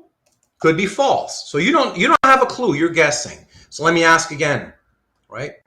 If I know these two things here, I know my antecedent and I know my conditional, can I figure out my consequent? Yes or no? And figure out, by figure out, I mean without guessing. I cannot figure it out. This would be a guess. If you put a T, you're taking a guess. Because it could just as well be a false. Does everyone see that? If it was false, then this would be true. And if it was true, then this would be true. You can't tell whether to put a T or an F here. It's completely up for grabs. You don't know. Type in clear if that's clear. You cannot figure this out based on what you have over here. So given what's in green, you can't figure out this question mark. Given what's in green, you cannot figure out this question mark. Type in clear if you see that. Lost if you're lost. Like there's no way. That would just be you making stuff up. You put a T and an F and you'd fare no better than my coin. My loony would figure, this like, what the hell, right? You wouldn't know. So we can't do that. So what do we do? Well, we use another entry point at this point. So remember I told you there are different entry points right beneath the line of what you want, because there's what you want. There's what you want, there's what you get and how you got there. Beneath what you want are some entry points. We're going to use another entry point. So as move 4, remember our purpose. We want to try to impose a leak on this argument. So as move number 4, I'm going to want to make my second premise true. Because if I didn't end up with a row that wouldn't interest me, like think about this. If this was a row on a long truth table and you knew that the first premise was true and the second premise was false, would this be a row that interests you or would this one you just pass by? Interest or pass? Well, who wants to focus on the fat? We want to trim all that fat. We don't care about that. So what we're going to do is we're going to make this true because that's what we specifically want to do. We want to get straight to the row that leaks. We're going to try to impose a row that leaks, right? So we're going to make Q true, and that is going to be, here, it's going to be step number 4. Samuel writes, so does the truth value on the middle row always hold on the top row? Not always, Samuel, and you'll see this. So hold that thought. Hold that thought. Now in this case, I'm making it true, right? I'm using my other entry point. Now I've got a truth value for Q. So what do you think I'm going to do next here? What should I put? What should I put here? I can't see the chat well, so I'm just going to move my Word document here.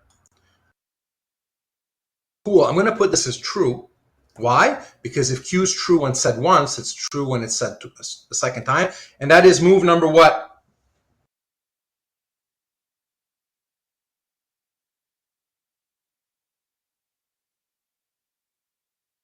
That is move number 5.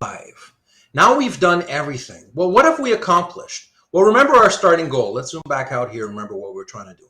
We want to figure out whether this argument is valid or invalid.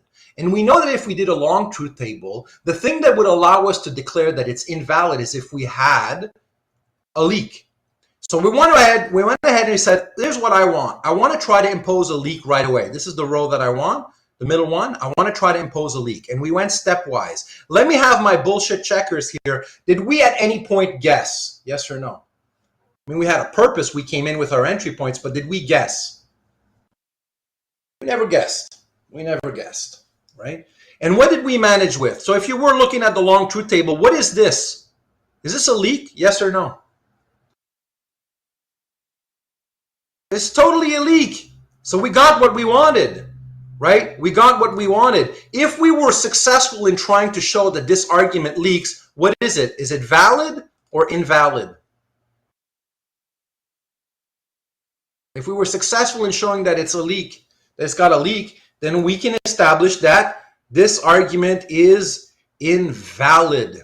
It is an invalid argument. And we went straight to the row that leaks. Now, we had 3 rows in this, and this is a little practice toy argument. Right? And I want to pause for a moment, then we're going to do something else that's neat. But so far, so clear, everyone. If everything is clear, type in clear. If you're lost, type in lost.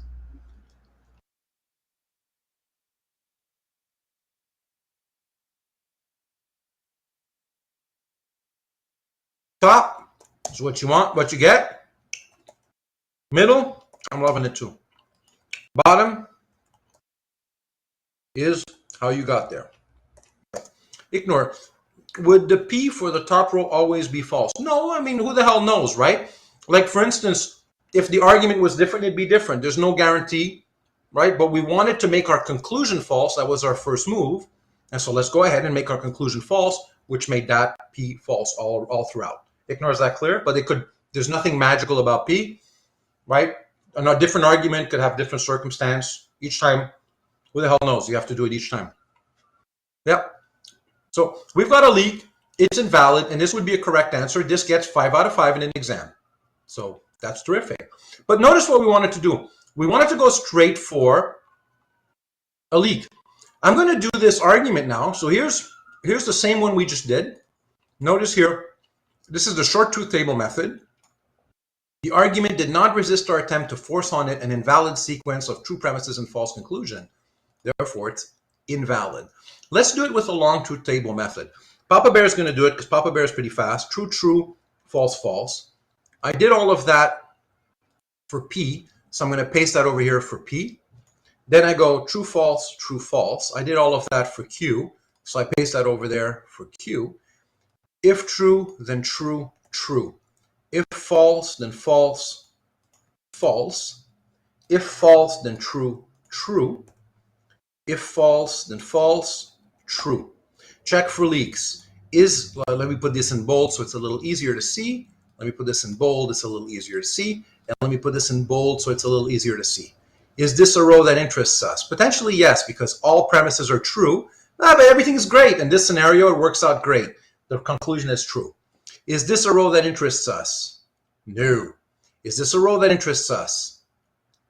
Both premises are true. That's a row that interests us. And what about the conclusion? The conclusion is false. What do we do with this row here, the third one? What do we do? What color do we put it? We put it in red because it's a stinky leak. What about, and we keep going because we keep going. That would be enough to say that it's invalid, right? That would be enough to sort of have our verdict. I'm on caps lock here. Invalid. So it turns out the argument is invalid. Would this be a row that interests us? One true premise and a false premise? Would we need to keep going? Nah, who cares, right? And look what we've done. We've done the short truth table method. That was fairly quick. But look at the sequence here. F, T, T, T, F. Well, look what we did earlier. F, T, T, T, F. We went exactly to the row that leaks without all of the wastage. All of the stuff that we didn't need, we went straight for the row that leaks. We didn't need any of this stuff, and we didn't need any of this stuff. We went straight for the leak. And you can do that irrespective of how many atomic propositions are in the argument, even if there are like 12 atomic propositions, which would mean I can't even tell you how big the long truth table method would be. This method allows you to go straight for the leak. Is that clear and cool, everyone? If that's clear and cool, type in clear and cool.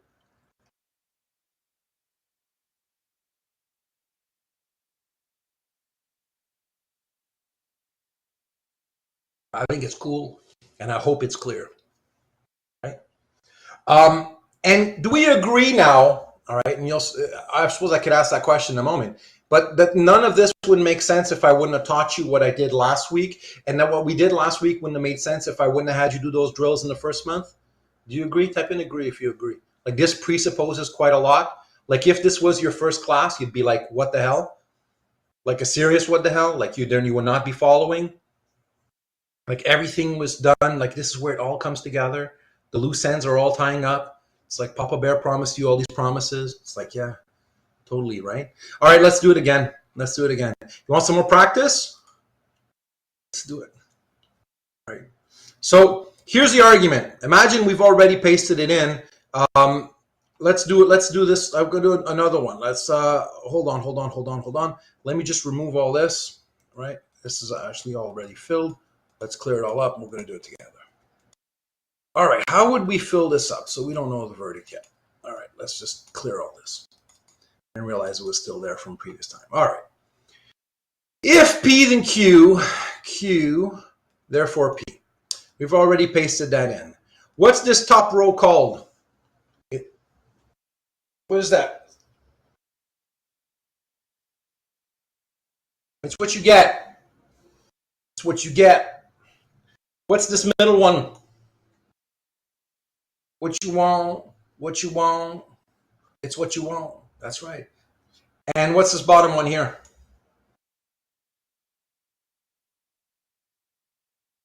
It's how you got there. Yeah, that's the trail of breadcrumbs of how you got there.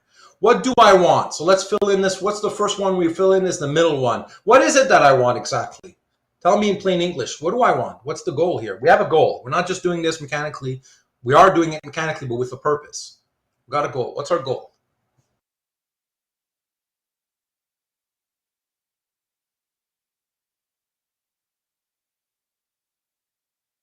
We want all true premises and a false conclusion, because that would constitute a leak, and that is what it would be the telltale sign to go ha ha, right? And if we can't go ha ha, then it's also interesting. That means we got a valid argument. So let's figure it out. So we want true premises, true premise, and a false conclusion. Is there anything else I need to do in the middle row? Yes or no?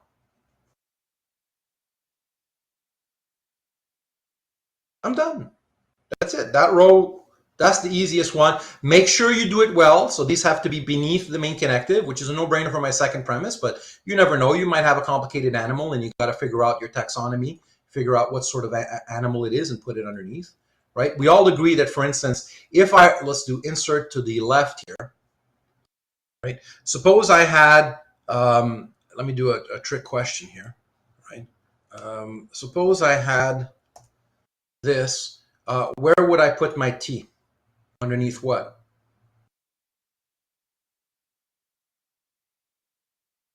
And it was a trick question. I said trick. You're wrong. Not underneath the negation. Underneath the conditional. I'm trying to warn you kids. You're working too fast. I would have screwed you. Can you imagine ignore the Sharanjit? Shimam, like you'd all get 0. Wouldn't that really suck? Because you went ahead and you did this? Why? Why is this not where we put our true? Yikes. What's going on? That'd be like 0 out of 5. Yeah, agreed. So what's going on? Where do we put it? We put it underneath here. Why is it that we put our t still underneath this conditional? What's missing here? What would I? There's no parentheses. So what we're saying is, if not P, then Q. We're not saying it's not the case that P and Q. It's very, very different animal. So do your zoology, ignoring everybody else. What animal is this? Ignore. I want that to burn now while you don't lose grades. Papa Bear's got all sorts of tricks to mess you up now, because I knew you'd all fall for it. I even said, when I caught myself saying a trick question, I thought, no, you're giving it away. You said trick question. Right? But no, it's a conditional. All right, suppose it was this. Where would I put that T?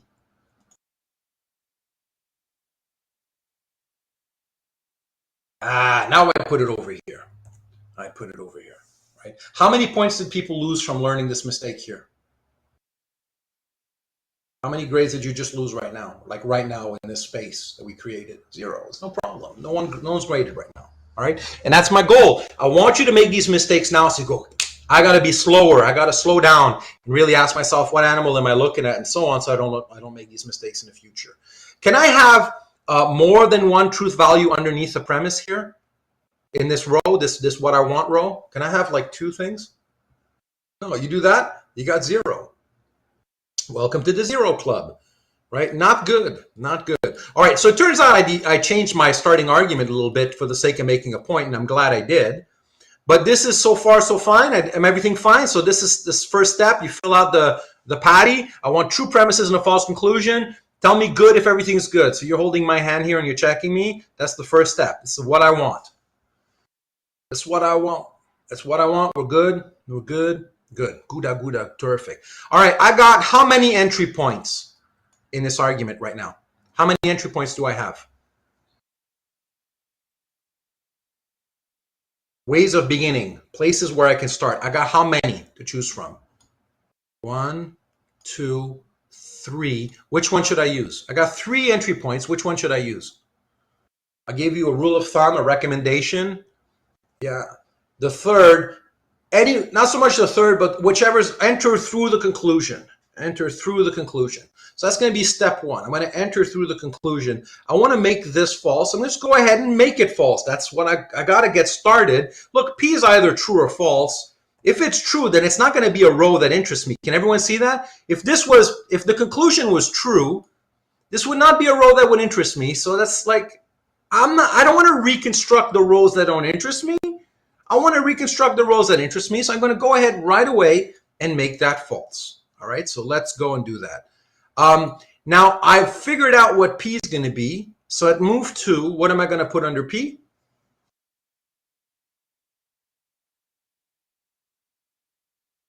False. There's any other occurrences of P? No, I'm good. Can I figure out these question marks? Now you got to reverse engineer. Can I figure out these question marks if I know that this is false? Can I figure out the question marks if I know that my antecedent is false without guessing? Can I figure these out? Yes or no? Same thing as last time, right? This must be true. This must be true. That would be step 3. That must be step 3. And if you can't catch that, that requires more practice, right? Remember that distinctive row. The moment I know, there's only one situation under which it's false. It's when it's the antecedent is true and the consequent is false. And I know we're not in that situation, so it's going to be true. Type in clear. If step 3 is clear, everyone, type in clear. And notice it's not so much that I'm using my entry point, which I could, but I've reversed engineered horizontally instead of vertically using my entry point. I could have used my entry point, but you want to, this is important. You want to do as much reverse engineering as you can before utilizing an entry point. The entry points you use only once you've bounced around as much as possible and done as much as you can. All right, well, with that in mind, can I figure this out by bouncing around with reverse engineering? Can I figure out the question mark without guessing?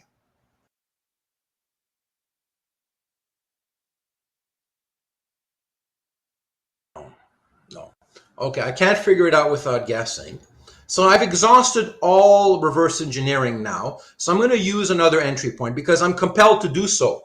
I'm compelled. I have no more choice. Otherwise, I'm stuck. I want to make Q true because it's one of my premises. So I'm going to go ahead and make it true. I have a truth value for Q, right? And that's going to be what? It's going to be false. True. That's the same argument we did a moment ago, and we're doing it again. I just realized we're doing the same damn argument. I wanted to check another argument, but I just realized we're making the same argument. I just got confused. But it was nice because repetition is good, right? Repetition is good. The second time around, was it a bit clearer? That's a nice question, nice opportunity to ask then. Turns out we did the same damn argument again. It's like, do you feel like it snapped a bit more? Snapped into place a bit more? Like, I don't mind, right? Because we're only here to kind of practice. I just realized now that we're looking at the same damn argument. It's going to be, so, okay. So we were able to have a true premise, and a false conclusion. So let's remember what the verdict is. So the verdict is what? What argument is this? Valid or invalid? I was able to impose on it a leak. Invalid. So we did some nice repetition. I want to work on another argument, but it turns out I was just scrolling down and I got confused and we did the same thing again. Type in clear, everyone, if that was clear. Question if you got your question. Then we'll go ahead and give some love to another one. Like, I really don't mind. Samuel says, I'm just wondering what will make a truth value on the top row differ from the truth value. Hold on, Samuel. So here's the thing. There's two possibilities, Samuel, right? An argument is valid or invalid. If an argument is valid, should you be able to end up with a leak? Samuel, yes or no? Suppose I'm going to try this on a valid argument. What should happen? There should be no leak. Well, we're going to find out. Here's a valid argument, right? I'm going to show you its value. You'll see in a moment. By the way, this is called a modus ponens. It's so basic that we gave it a name, right?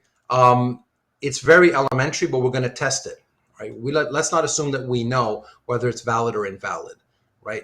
The second row is not a get giveaway. The second row only tells us what we want. We didn't get it yet.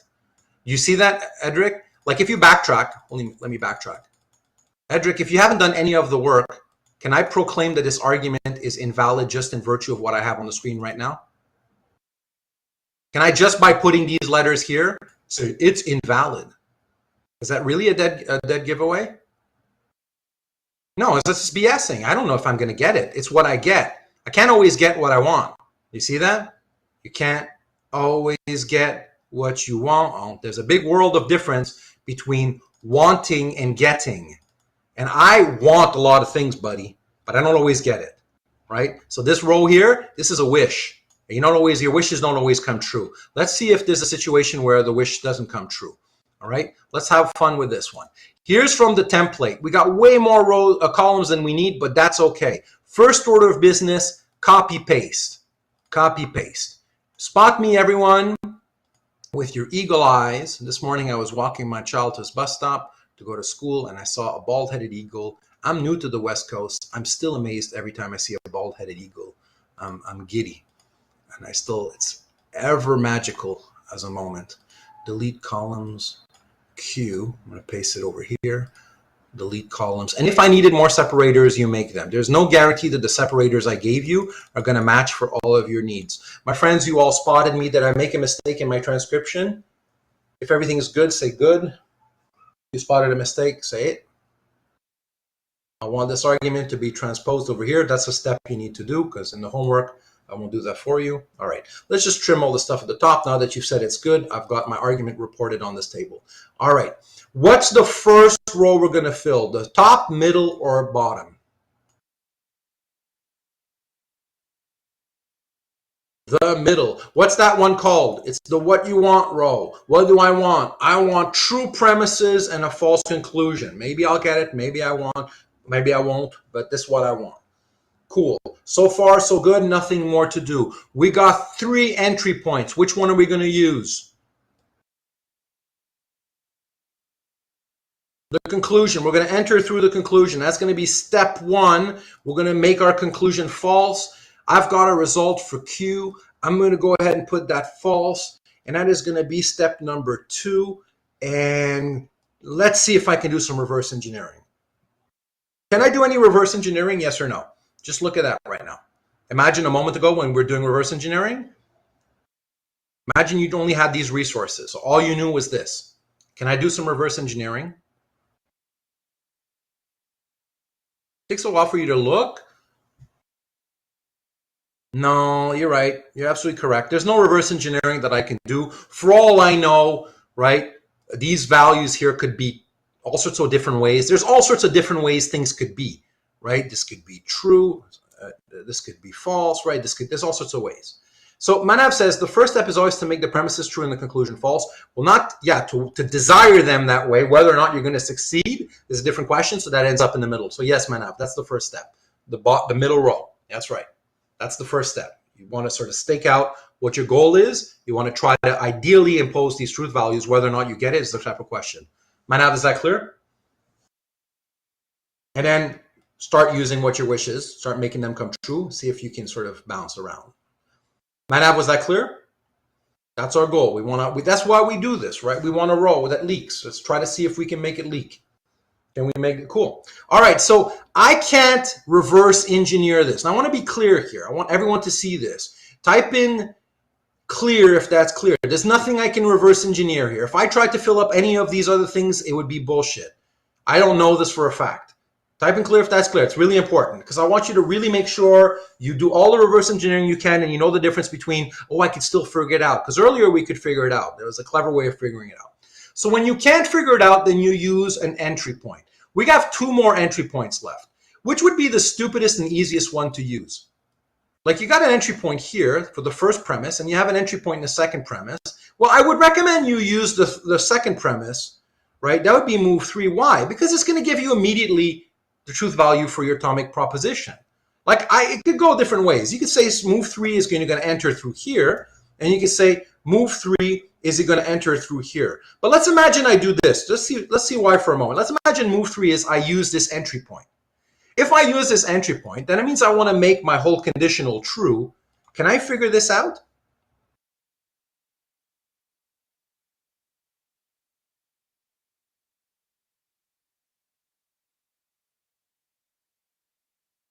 Can I figure the antecedent out? If I know the whole conditional is true, and I know the consequent is false, can I figure it out?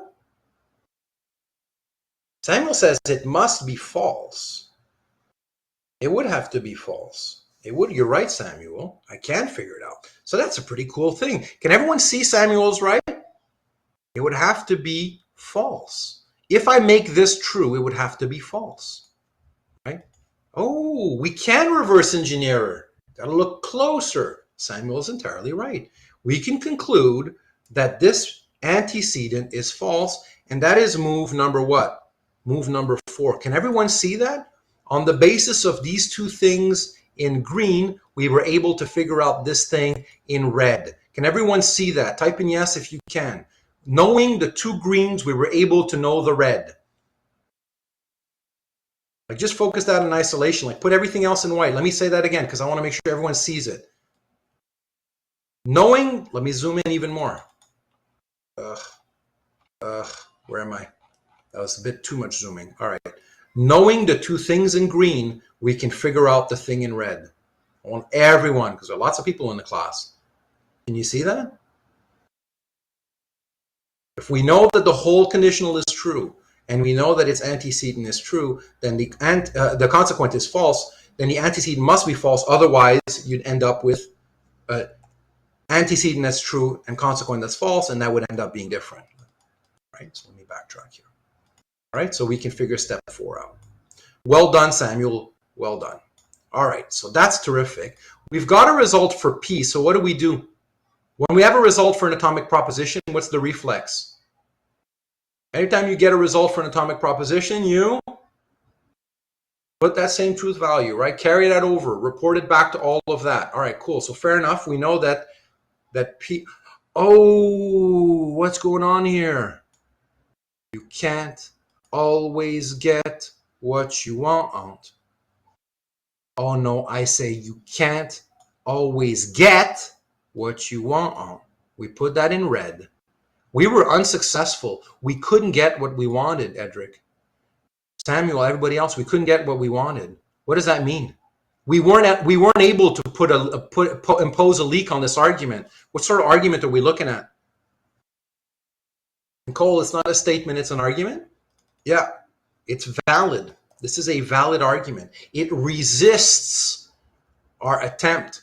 And Anna says, in a shortened truth table, you would highlight in red the failure, the point of resistance, if you will, the point where it pushes you back. So the valid arguments are going to end up having a tinge of red as opposed to the other ones. Everything is reversed like the moonwalk. Anna, do you see that? Great comment. Yeah, yeah. But if you try sometime to get what you need, right? So we couldn't do it, right? Ignore says we could also enter from the second premise. That we could. So let's use the eye of Agamotto and enter through the second premise. You want to do that, Ignore? We can backtrack and have some fun. We'd end up with the same verdict. Let's go ahead and do it. So let's use the eye of Agamotto. Instead, actually, you know what? I'm going to end up with a different version just for fun. I'm just going to paste it and we'll go. We're going to go over here and we'll backtrack. So it's easy. We can do it all over again. Do all over again. And this was, let me put this in black. All right. So I want a true premise, caps lock please, true premise, and a false conclusion. Put this in black. I'm going to enter through the conclusion. That's going to be false. That's going to mean that this is false. And that's going to be step number 2. Can we do some further reverse engineering? No. So we're going to enter through the second premise. So earlier at step 3, we entered through here. Now notice, everyone, I'm going to put this in purple just for the sake of highlighting it. Now instead, we're going to do this. We're just going to enter, we're going to elect another entry point. We're going to enter through here. So is everyone clear on what we're doing right now? Like an alternate story, alternate universe. Like it's the Marvel MCU. It's an alternate universe, right? Imagine we would have done this instead. All right, cool. So the purple here doesn't matter. It's just kind of just a color to highlight what I was talking about here. All right, cool. So we enter through here. I want this premise, this second premise, to be true. So I'm going to make it true. That's a holdover from my previous attempt, so it should be black here. And that means my P is going to be true, and that's going to be move number 4. If I have a true antecedent and a false consequent, what is my conditional as a whole?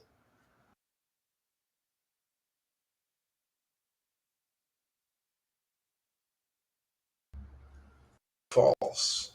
False. Well, look, you can't always get what you want. Oh, that means it's valid. It's resisting your attempt to put a leak on it.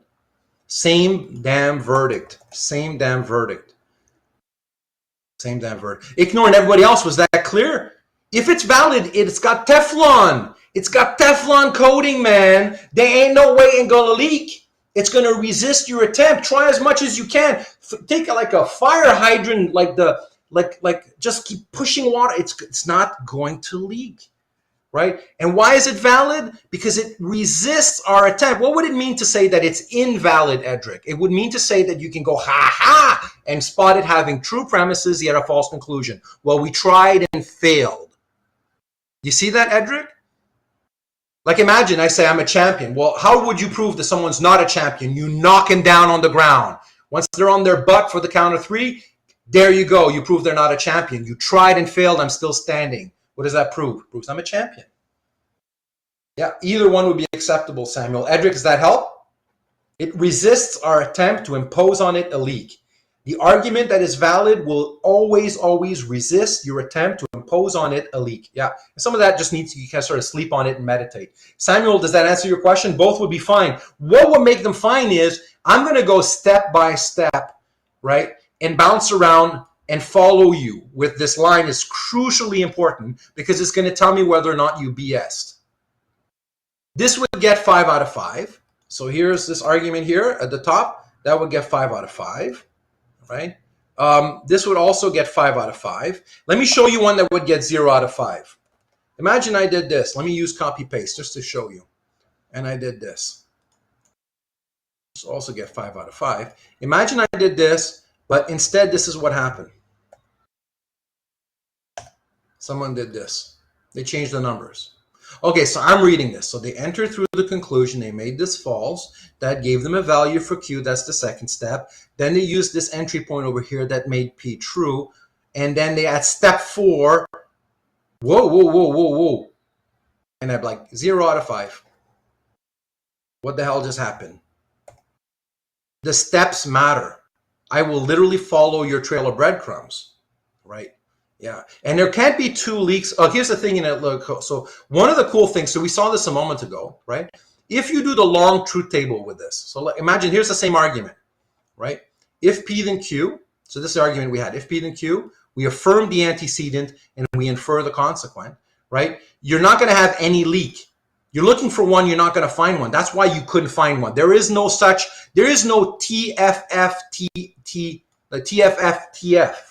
That's never going to happen. I mean, think about it. Let's do it. TFF. I did that for this. I'm going to do a long truth table.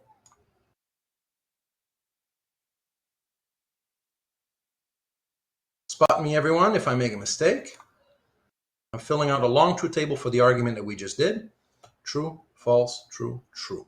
So far, so clear? Did I do a mistake? If everything is good, type in good. If I made a mistake, say mistake. You saw me do it? I went fast. I mean, when you've done this a million times like I have, you do it pretty fast. And you should be doing it pretty fast too. Is this a row that interests us? Let me put these columns in bold just for a second. Bold and bold. Is the first row a row that interests us? Yes. Oh, everything's fine. Is this a row that interests us? No. Is this a row that interests us? No. Is this a row that interests us? No. There is no leaky row. There's no such thing. There is no T, right? There's no leaky row. There's never going to be a situation where you have true premises and a false conclusion. There's no such thing. Does everyone see that? That's why it's repelling us. You're trying to reconstruct it. You're never going to find it. There's no such thing, right? That's the short method. Go straight for the leak, and if there isn't one, it'll resist you. You'll end up with a blockage. Let's do some more practice. But if everything is clear right now, type in clear, and then we'll do some more practice. Well, let's look at a bigger specimen. And practice is going to help. It's the only solution to everything. All right. How are we doing for energy levels? Everyone still good to go for this one? You want to do another one? We'll do it together. GTG, still good to go? I told you we have a big workout. Welcome to the dojo. We're going to do this. We're going to do this. I got energy. I'm not done. You're going to throw in the towel before I do. I ain't giving up. What is this giving up stuff? I don't know what that is. Giving up. All right. So what do? This is a question on a homework or quiz or test, and this is what I get from the template. What's the first thing I do? Hold my hand.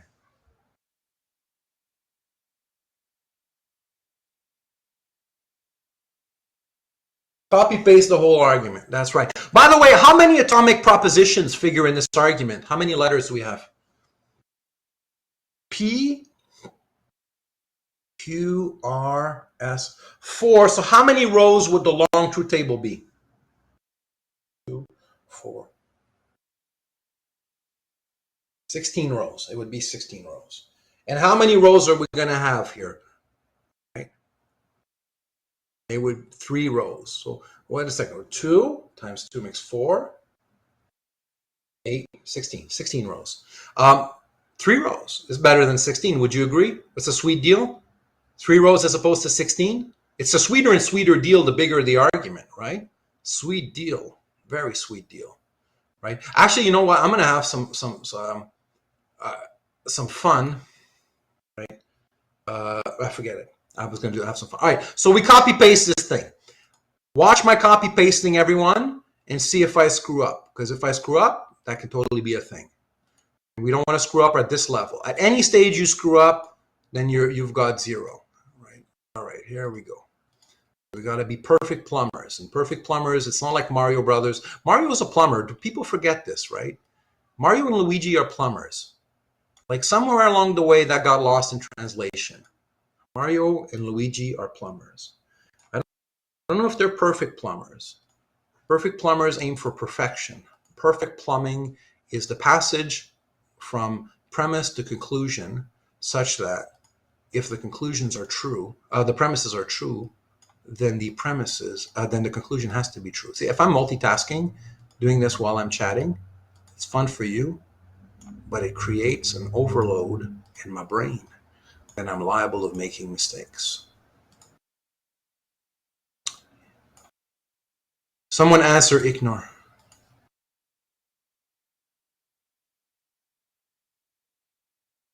You've been doing your staking. Yeah. That's this week. You should have practiced that. You should know that. Same staking. Yeah, no problem, ignore. Same staking, right? It makes sense, right? What are you going to put underneath a bracket? Like, what's the truth value of a bracket? It's not a thing, right? Brackets don't deserve their own individual truth values. Terrific. Good. All right. Did I make a mistake or is everything good? I think I did good, but check me out. If everything's good, tell me good. You're proofing me. I need my class to proof me.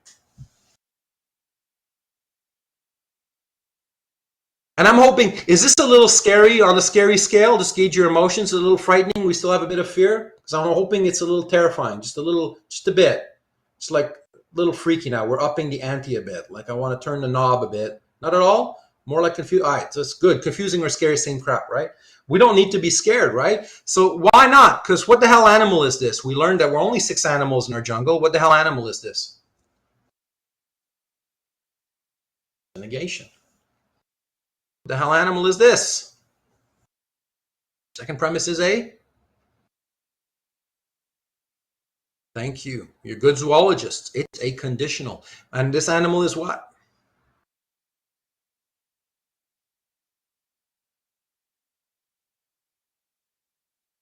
It's an equivalence. There's what you get, there's what you want, and there's how you got there. What do we fill out first? Top, middle, or bottom? Middle. What do we want? We want true premises, and a false conclusion. Type in yes if everything I've done is correct so far. No if I made a mistake. True premises, all true premises and a false conclusion. So I'm good? Okay, cool. All right. We have 3 entry points. 1 entry point, a second entry point, and one of the conclusion. What should we ideally try to enter through? One of the premises or the conclusion? We want to enter through the conclusion. Let's try that, see how that works out. It's a rule of thumb. Rule of thumb means it's a rule that admits of exceptions. Well, until you find an exception, just go ahead and do it. We want to make this all false, so we're going to make this false. Can we, on that basis, reverse engineer the truth values of either constituent on the left and the right without bullshitting, without guessing? No, we cannot. Why not? Because look, this tells us there's going to be a mismatch of truth values, but it doesn't tell us if it's going to be a mismatch such that it's true and then false or false and then true. A mismatch just is a mismatch, and there's 2 ways of having a mismatch, right? It could be like this, true and then false, right? Caps lock on, I got to remember, right? And it could also be such you have false and you have true. All of those would constitute a mismatch. So on reflection, is this a good entry point to use, yes or no? It's turning out to be not super productive. What do you think? Is this a good entry point to use? Yes or no? No, it's not that great. It's not that great. So what we do is we backtrack. We backtrack. You erase, and importantly, erase the number here because you didn't actually use it. You want a complete backtrack. It's not the end of the world. You can just backtrack. Like you took a wrong turn, you backtrack. That leaves us 2 entry points. 2 entry points. If we, let's say, use this second entry point, that would make a conditional true. Maybe that could work out for us. And this would make the negation true. What's the negating here? It would negate a disjunction. That would end up being false. Which one do you think we should use? The first entry point or the second entry point? Which one do you think might prove most productive? First or second? Let's do the second. I got Edric saying second, but let's take a poll. Everyone write what entry points you want, and I'll take a poll. We'll see. What do you think is most productive? I want a tiebreak. I got 2 people asking second, 3 seconds. I got one. Which one do we want? Second, let's do for second. Is it because the first one's a little scarier? I suspect that that's because people think it's a bit scary. Maybe. But who the hell cares? Yeah, I suspected as much. All right, let's do it. All right, let's make it true. Okay, cool. We know that this conditional is true. Can we, on that basis, infer its antecedent and its consequent?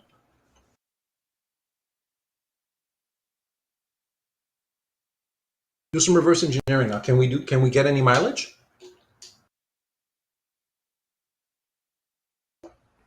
There's all sorts of ways of being true. In fact, there's 3 ways of being true. You see that, Anna, and everybody else? There's 3 ways a conditional can be true. We saw that earlier. There's 1 way it can be false, but there's 3 ways it can be true. Can we figure out these question marks? Yes or no, without guessing? No, we can't figure them out. There's 3 ways they could be true. It's even worse than earlier. Like earlier, we were screwed here because there was 2 ways this could be false. And then there's 3 ways this could be true. Doesn't help us narrow one down. We got to get started. We got to get this show on the road. This is not happening. All right, let me ask the question once again. Which entry point should we use? First premise, second premise? The conclusion we saw is on first premise. All right, let's do this. Let's enter through the first premise. Doesn't matter if it's scary. We take everything 1 step at a time. Everything's going to turn out just fine. All right, we want to make this true. If we know that the whole negation is true, what truth value does it allow us to figure out here? Underneath what? If we know, we can reverse engineer something. If we know that the whole negation is true, then we're going to figure out that underneath the entire disjunction, which is what it's negating a disjunction, what are we going to put here? It must be false. That is going to be step number 2. Is everyone good so far? Type in good if you're good. Notice what we've done. A couple false starts, and now I think we're moving. If you're good, type in good. If you're lost, type in lost. We're doing, I think, pretty good. We're doing pretty good. All right. Now, Edric, remember we had a false start here. We couldn't decisively get moving because we were stuck. There's 2 different ways of having a mismatch. If we make this false, there's 2 ways of having a mismatch.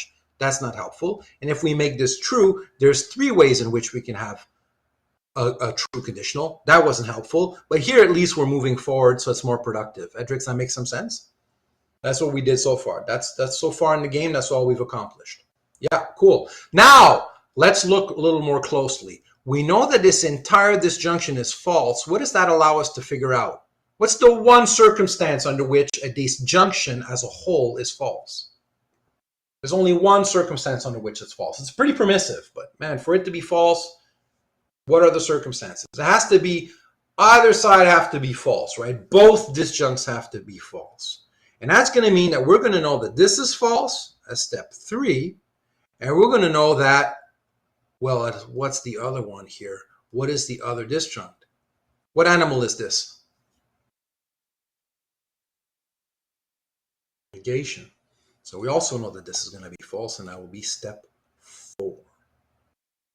We got that on the basis of knowing that our disjunction as a whole was false, so both disjuncts are going to be false. Type in good if you're good, lost if you're lost. Take it slow. Don't lose anyone. Keep your feet on the ground. Drag those feet on the ground. No freaking out. That's terrific. Look, we found a truth value for an atomic proposition. What should be our immediate reflex? Once you find a truth value for an atomic proposition, copy paste exactly. Report that back from left to right. I recommend going from left to right, so you keep looking for P. Right? So we know that P is false. Here's P. Let's make that false. What move would this be? What step would this be? Step number 5. And then we keep going from left to right. That's a nice convention that's going to help Papa Bear read your answers much better, right? Then over here, we're going to make that false, and that would be step number. Yeah, of course. You're literally figuring it out without guessing. So that's a step. You got it, Samuel. That would be a step. Does that answer your question? It's figuring out stuff without guessing. So the simplest law is the law of identity. By the way, look at this argument, right? Pretty good argument. Would you agree, Samuel? If you accept the premises, you have to accept the conclusion. Well, there you go. There's no problem there, right? So that would be step 6. All right, what else could we do now? Let's do some reverse engineering. Look here. Can we do some reverse engineering? Let's take a pause. What else could we be doing?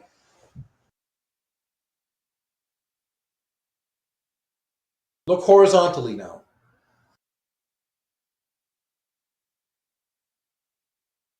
In the conclusion, that's a no-brainer, Shivam. I would agree, right? Does everyone agree we can figure this out fairly quickly? So we know that P is going to be true. There you go. So we're going to make this false. And that would be step what?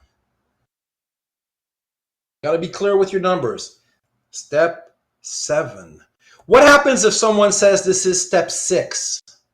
What grade did they get? Put another number.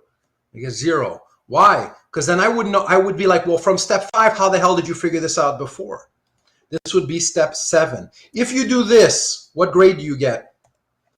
6, 7 as opposed to 7 and 6. You get 0, even if everything else is right. Why? Because you cannot go from step 5 to step 6. What you can do is you can go from step 5 to step 6 and then 7 this way. Absolutely matters. You screw up the numbers, you get 0. Because you're BSing, you're guessing, you're making stuff up. And as soon as I find you making stuff up, I press the buzzer. All right, what else can we figure out? Reverse engineer. Take a fresh look.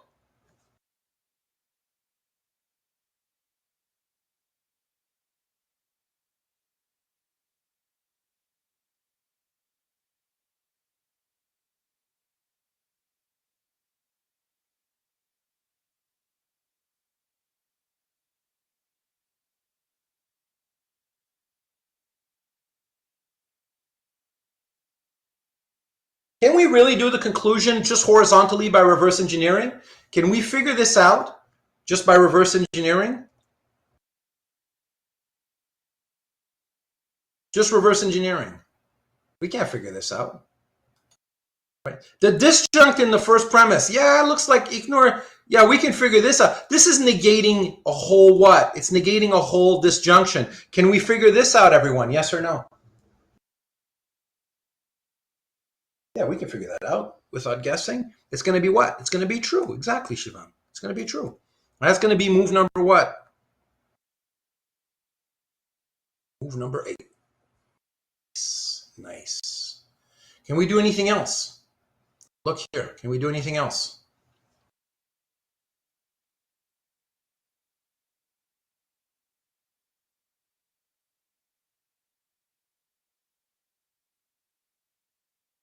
Can we do something in the first premise? I don't know.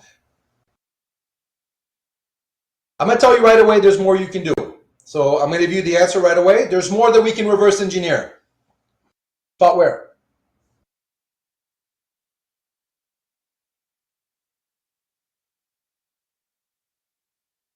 And a good way of referring to parts is to using the numbers we've already established.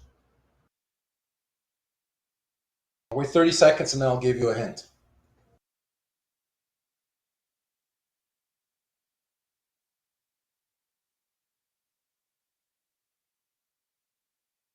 It's in the second premise. That's my hint.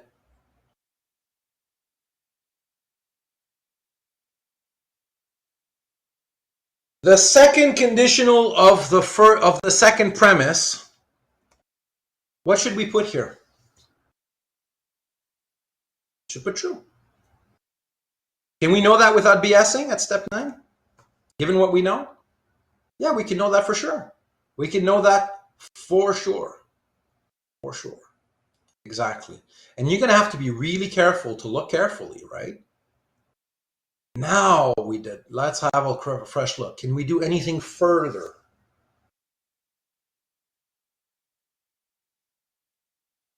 In the second premise, can we do anything further? Without BSing, without guessing, just reverse engineering, without using an entry point. Can we do anything horizontally? Like, there's all sorts of ways of making this true. This could be true all sorts of ways. We don't yet know what this is going to be, so we can't really know. We're now done. We have to use an entry point. Can everyone see that? We've exhausted all of the, Samuel, wait, Samuel says something. Samuel says the conditional, which one? Which conditional? There's lots. Tell me which one, Samuel. Look carefully.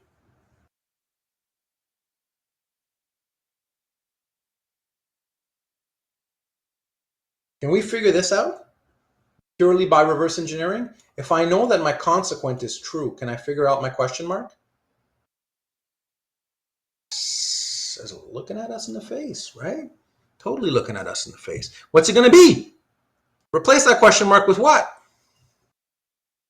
With T. It'd be true. And that is move number what? Move number 10. Beautiful. Well done. All right. So this is like as if we would have used an entry point, but we actually went horizontally to get it, not vertically. Right? Can we figure this out here? Can we figure out the antecedent? If I know my consequent is true and my whole conditional is true, can I figure out the antecedent? No, it's 50-50, right? That'd be guessing. That'd just be guessing.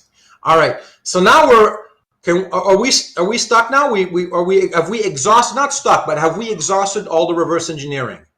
Yes or no? Again, you look carefully, but there's all sorts of ways this could be true. We can't really figure this one out. We don't know enough yet to figure this other stuff. I would say it's time to use an entry point. Would you agree? Type in agree if you agree. Got to use an entry point. Yeah. Now we've already used this entry point. Right? So Hannah says, how did I get it? Okay, so Hannah, this is how we got it. If you have, hold on. Look at this situation here. Everything in purple. Look at only what's in purple, Hannah. If I know that my entire conditional is going to be true, I know that my consequent, let me remove all this clutter. And let me call this, right, P, just because, right, or capital P, just because, and let me remove this. Right? If I know that my entire conditional is true and my consequent is true, can I figure out my antecedent without guessing, Anna? Look at all that's in purple. You see that? Cool. All right. Terrific. God bless the undo button. Now I can remove all this nonsense. Yeah, that's how we figured out step 10. Which was kind of like also, we could have, I can't tell from the numbering, no problem. I can't tell whether you use the entry point. You could have just as well used the entry point. I can't tell, but whether you have to really practice the reflex to reverse engineer as much as you can. Okay, so we use this entry point already. We see that this entry point, even if we use it, even if we enter through it, there's not much that we can do. It makes no difference whether you reverse engineer this truth value or you stipulate it into being via its entry point. It still leaves you in a bind. Do we agree? Irrespective of how you got this T, you still can't get any motion out of it. Do we agree? Type in agree if you can see that. Like, props to you if you reverse engineer it. That means you're really getting better at the method. But if you just elected to use the entry point, you're still stuck. So look, we're going to use this entry point over here. Do we agree? Move 11. Are we good to go? GTG? We use this entry point? Yeah, all right, let's use this entry point. That's the last one. We've got to get moving because we're going to figure this out, right? All right, we want to make this entire equivalence false. Okay, now we're in business. This tracks a mismatch. And we know that on one side it's going to be true. So what's it going to be on the other side? It's going to be false. Now, what would happen if I did this? Is that the right-hand side of the equivalence? I get 0. That is not the right-hand side of the equivalence. I see this mistake all the time. The right-hand side of the equivalence is, in this case, the entire negation. So I make that step 12. Is everyone so far so good at step 12? Yes, if you're following. No, if you're lost. I can smell the kill. We're going in for the kill. So I think we're going to do it. Now, if I know that not Q is false, what am I going to get at step 13?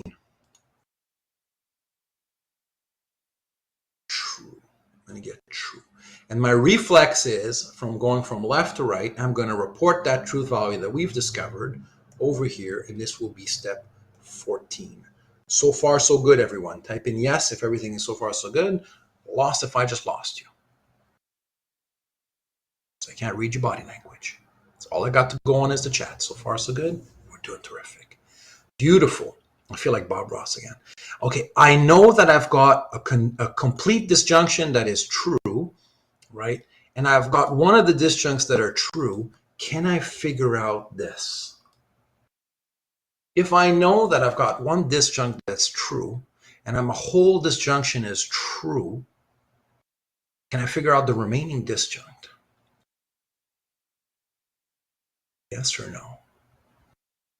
It would be 50-50. It would be inconclusive. I agree. Is there any way for me to figure out the truth value of not R or the truth value of R? Look carefully. Is there any way to get rid of these remaining question marks? These are my remaining question marks. Let me put them, they're over here, and over here. Look carefully. Can I figure this out?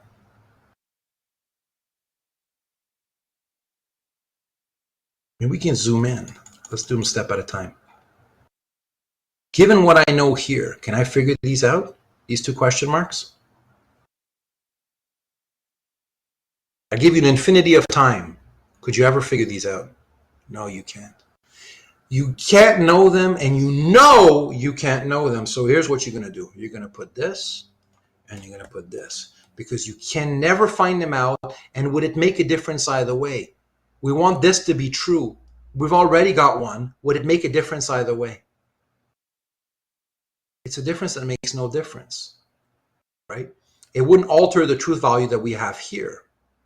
So what we're going to do is at step, what would it be now? What are we at? Step 15. We're going to write 15 over here and 16 over here. And we're going to use this symbolism to signify that we know that we don't know and can't know, and it doesn't make a difference. Let me say that again. This T/F means I know that I don't know, I can't know, and it doesn't make a difference. You have to establish all those things. I can't know, there's no way for me to figure it out, but it wouldn't make a difference either way, right? I would end up having exactly the same truth values for my whole premise, right? I know that I don't know, I can't know, and it wouldn't make a difference. Likewise for this, I know that I don't know, I can't know, and it wouldn't make a difference. And here, well, I said that about R, so of course that applies across the board. You can copy paste that, right? I know that I don't know, and it wouldn't make a difference. So here we have these known unknowns, which make no difference either way, and you're going to get those. Okay, so let me just pause there. Was that clear, everyone? You know that you don't know, you can't know, and you signal that to me, and you clearly, you know it can't make a difference. It has to be those rare instances, and this will happen. If that's clear, type in clear. If you got a question, ask your question. You can't abusively use these. They happen, though. It happens. Right? It's a little bit like, okay, I'm going to tell you something. Tomorrow, at least one of the two following things is going to happen. The sun will rise and, the sun will rise, or, does it matter what I say next? Tomorrow, at least one of the following things is going to happen. The sun will rise, or, and then I keep talking. Does it matter what I say next? Doesn't matter. My prediction will come out as true, because what did I predict? I predict that the sun will rise, or at least one of these things. At least the sun will rise, or, and then help yourself to whatever. Because guaranteed the sun will rise, my prediction will bear out true. Right? It doesn't matter. Let me say that again slowly so everyone gets this. If I say, for instance, tomorrow, at least one of the two following things is going to happen. At least one of them is already guaranteed to be true. It doesn't matter what I put next, right? I've already satisfied the truth here. Well, this is what it's saying. This disjunction is saying it's true. I got a disjunct that's true. Doesn't matter what happens on this side. And likewise, if I know that my consequent of a conditional is true, I can certify the conditional is true. Done. One and done. It doesn't matter what the antecedent is like. All right? So now what was our goal? We wanted to get a leak. We wanted it to be true, and we made it true. We wanted the second premise to be true and wanted it to be true. And we wanted this to be false, and we ended up being at false. We got what we wanted. This argument is what? We were able to impose on it a leaky sequence of true premises and false conclusion. The argument is invalid. It did not resist our attempt. It wasn't made of Teflon. We were able to successfully identify a leak, a sequence where it leaked. Just so you want to unpack this TNF, if you did the long truth table, you'd have multiple leaks in this long truth table. You'd have T, F, F, F, T, T, T, and so on. And then you have T, F, F. You have another leak that go T, T, T, F, and then it'd be F. You'd have 2 leaks, 3 leaks. There'd be lots of leaks in this argument. And the T's and F's are our way in the long truth table of actually tracking that this actually leaks quite a bit. You'd have a long truth table with lots of leaks, and you would identify all of those leaks over here. My friends, is that clear? If that's clear, type in clear. If you got a question, ask your question. And you've known all the notation. I made it a point of throwing this one in because I wanted to show you this, right? And you have to use it in the right numbering as well, right? It's like 15 and then 16. Like, it's important that these go in the proper sequence. And in fact, you want to report your R, right? So that could be like 17 over here, right? And then 18 over here. Yeah. And you got to practice a lot, of course, right? You got to practice. And what I do is I bounce around with my finger. I got one hand on the numbers and I'm tracking your stuff. And if you guess at any point or say something that you're not entitled to say, given that stage of your development in your reasoning, right, I press the button and you get 0. Hannah asks, so any argument that leaks in multiple rows will have an unknown? Yeah, of course, right? Exactly. So for instance, right, there's 2 possibilities for any truth value. It could be true or F, and you have multiple rows and which one is true and then the other is F. Yeah, for your atomic propositions. Exactly. Yeah. And you can test that out. Do the long one. Do the long one and you'll find all of these rows in there. Exactly. All right. So that was the short truth table method. Everything from now on is more practice. Look, we had a deal. Remember, the deal was this. This is the promise that I made to you. I promise that if you do everything I tell you to do in the sequence that you're supposed to do it, the time I tell you to do it, I would teach you how to do this. And I made a spooky preview at the beginning and I said, this would be an exam. This would make sense to you. And you'd be able to do this answer, and that would make sense to you. Did I keep my promise, yes or no? We are 5 weeks in. I tried to spook you in week 1. By 5 weeks now, I showed you 2 spooky previews. This is the first of the 2. Pushing you, but I've kept my promise. Now what do? It's your turn. You keep your end of the bargain. What do you do now? Homework. You've got homework on short truth table. Let me make that available right now. That is week 5. Everyone go on Moodle. Can everyone see the homework? It says week 5, do short truth table homework, and you should be able to see that. Wax on, wax off, indeed. Tell me yes if you can see that. You should have the homework file with 34 questions and the solution sheet with 34 questions. Tell me yes if you can see that. I want everyone to go check that. Tell me yes if you can see it. It's vital. Download those files right away. Download that homework file. Ignore Samuel. Kamal can see it. Michael, can you see it? Gersharanjit, Max, everybody else? Bardia, Dmitro. Cool. All right. Notice you'll need to use the template. All right. So it's not like you're going to have to do the copy pasting. So you need to take the generic short truth table and then you need to paste it in. What are we doing next week? Well, we're doing a sandwich, right? Pre-quiz practice. We go in, we workshop for about, let's say 30, 45 minutes. Then we do the quiz and then we come back and we reconvene and have a post-quiz debriefing and practice again. Why? Because I want you to ace it. It doesn't matter here, you're not graded. It doesn't matter here, you're not graded. So you're not graded here, you're not graded here, but for 45 minutes, you will be graded and it will be worth 10%. You will be graded, all right? And that's it. How do you want to do well in that quiz? It's going to be a long and short truth table. Practice, practice, practice, more homework. And that is it. My friends, last call for questions. If everything is crystal clear about what you got to do, type in CC. If you got a question, ask your question. That's what you got to do. Crystal clear? And I have a ton of love for you. I really do hope you put in the work and you kick some butt, huh? Because now we're reaching the stage where I feel like this course is revealing its true difficulty level, right? It's going to get a little more difficult still, but I feel like now you can get a sense of the difficulty level for this course. It is what it is. Good. On that note, my friends, it's time. We're done. Say goodbye, and I'll talk to you next week. Get to work, and well done, everyone. Cheers, Edric. Great questions today, and keep working at it. See you next week. Spencer, thank you. Take care. And then I'm going to be the last one to leave. We say goodbye. LJ, you take care. Hannah, great work today. Kelly, you keep working really hard. All right.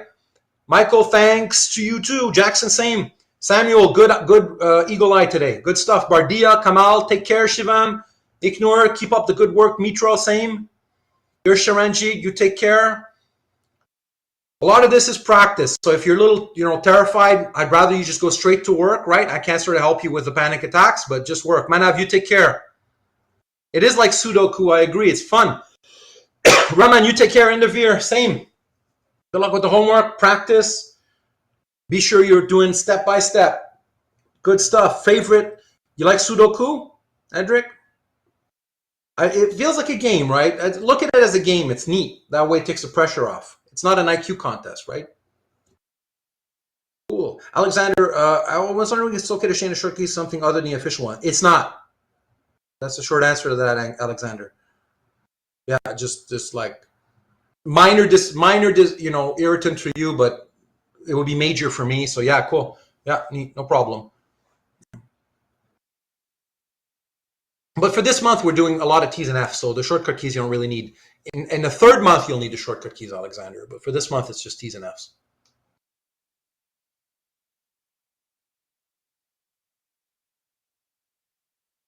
More complicated than Sudoku, I agree. And more useful, too, because you can see it's not just a game, Raman. You see that? Raman, we're tracking patterns of reasoning that would be rationally compelling to you. Like if I plug in a valid argument, that could be something like you can imagine the reverse of symbolization in normal language, right? You're compelled by reason to accept the conclusion. If I've got the perfect plumbing, if I get you to nod yes to the premises, I get you to nod yes to the conclusion. That's a big deal. That's the ideal we strive for when we argue. It's the extreme. It's the 100% certain, but it's the extreme. It's the ideal that we strive for when we make a point, when we try to demonstrate something. So it's more complicated and more valuable too. More useful, more practical. As a philosopher, for me, it's indispensable. It's one of the three types of inference: abductive, inductive, and deductive. This is deductive logic. It's deductive inference. And it's a super valuable tool to have if you're trying to figure stuff out. Because I'm not following kind of a religious path, right? I don't just use revelation, I use reason and evidence. And reason is a big component. So correspondence and coherence, right? So yeah. Good stuff, my friends. Cole, Raman, Max, I'm the last one to leave. Cole, got one question. You mind if I rejoin and ask over the mic? Yeah. Just before you ask, Cole, is this like course related, or just having to do with you? Like, is it kind of stuff that could benefit others? Because then I'll just keep on recording from the table. Okay, cool. I'll keep recording. Go ahead and ask on mic, my friend. By all means. We're not scared for bandwidth now, and I can chill a bit. I'll help you out as much as I can.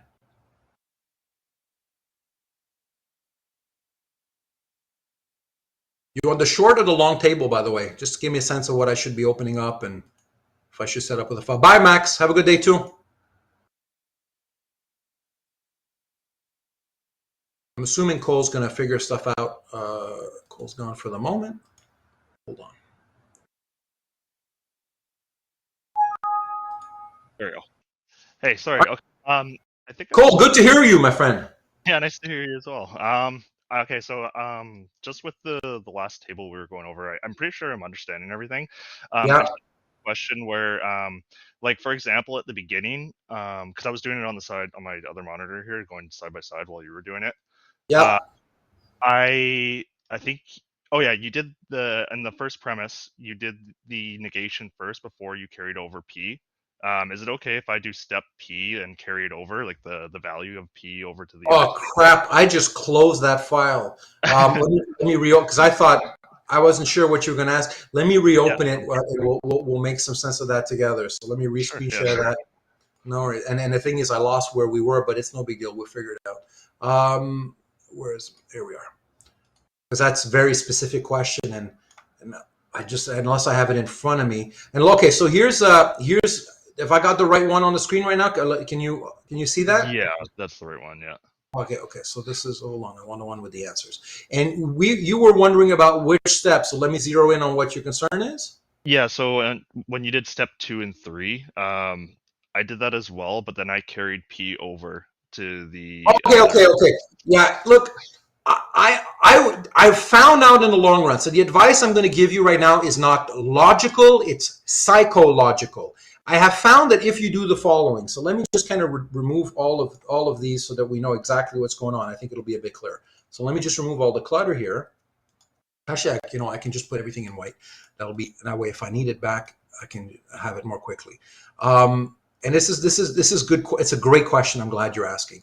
Let me put this all in white because I don't want this clutter. So far what we have is this: you enter through the first premise, it makes the disjunction false. You thereby know that the left-hand disjunct is false and the right-hand disjunct is false. What you're asking is as follows: Professor, would it be wrong if instead of doing what was just there a moment ago, what I did was this? I would say that I report back my F right away. Let's say I'm going to put this back in black.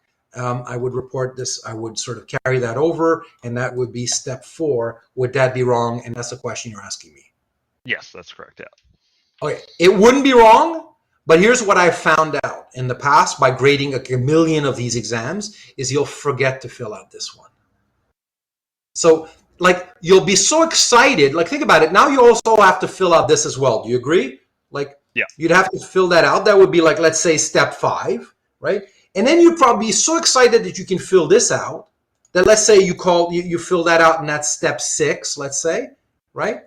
Hmm. Um, and then you'd forget that you had found out this truth value here. I've seen that happen a lot. So my recommendation to you is immediately put both disjuncts right away, right? And then if one of them happens to be an atomic proposition, like in this case P, because right, this report back, and carry over all these little tildes, because that's not the thing. But here, because we now found out P, then you do when you sort of do this kind of corn on the cob, and you go from left to right, and you report back all your P's. It'll be in the long run a good habit to take. It wouldn't be wrong. It's not the sort of thing that will have me press my red buzzer because it's not logically incorrect. It's just psychologically invites a kind of a haste that will let you forget that you had a result over here. Does that make sense? Yeah, gotcha. Makes sense. Yeah. Yeah. And so that advice is, again, I'm putting on my hat as a pedagogue here, not as a logician. Logically, it's perfectly fine. Like, I have zero complaint. And as I'm bouncing around my finger here, right, I would have no problems. It's just that later on, for instance, it would look like you pulled this one out of the blue. I would also have to reconstruct, oh, yeah, you were entitled to find that given what you knew at the time.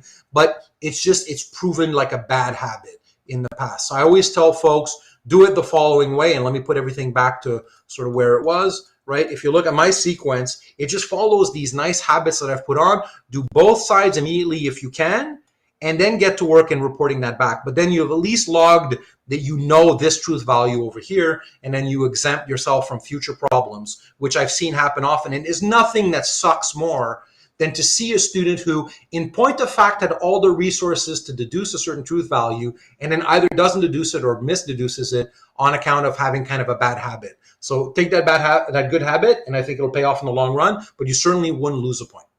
Okay, perfect. Yeah, thanks. That's Cool. yeah, that's kind of what I was wondering. I didn't know how to type it all out too, so I figured No, it'd of be course not. Of course not. And Office is great for that, Cole. Like, it's neat when we can just, because I've got a menu on the board. There's things I want to accomplish, and I want to make sure we do it to everyone's satisfaction. That I sort of address all the students' needs. But then when we're done, Office is when we can keep pushing it to the next level or go into nitpicking, because often questions are nitpicky too. I'm glad I'm recording this one though, because I'm hoping folks are going to watch the recording and see that. And sort of, I don't feel like it's something that's really worth mentioning, at least in the first class. I might come up next week. But that was a great question, Cole.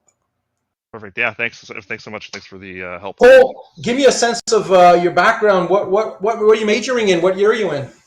I'm in my first semester. I used to be a gas fitter and a plumber, and I decided to change up my career You went last. you went from imperfect plumbing to perfect plumbing, if I understand you Exactly. correctly. Yes. That's Well, exactly it. So this is my first how are you semester. enjoying things so far, both at KPU and in my class? How are things? Good. It's really I enjoy it. This is my only online class. I actually signed up a bit late, so as I think I emailed you. I managed to snag a spot, like I think a week into the course, Okay. and I had to do that with a few classes, just because I was accepted a little bit later than most of the other Okay. students when they got to pick their classes. Cool.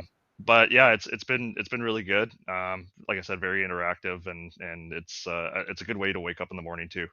I Good. found. Well, look, man, if you ever, like I said, one of the cool things is, and I'm like kind of bipolar that way, or like Two-Face and Batman, right? Like there's everything leading up to an exam, and then there's everything after the exam. Before, man, I'm a bleeding heart. So if you ever need anything, you let me know.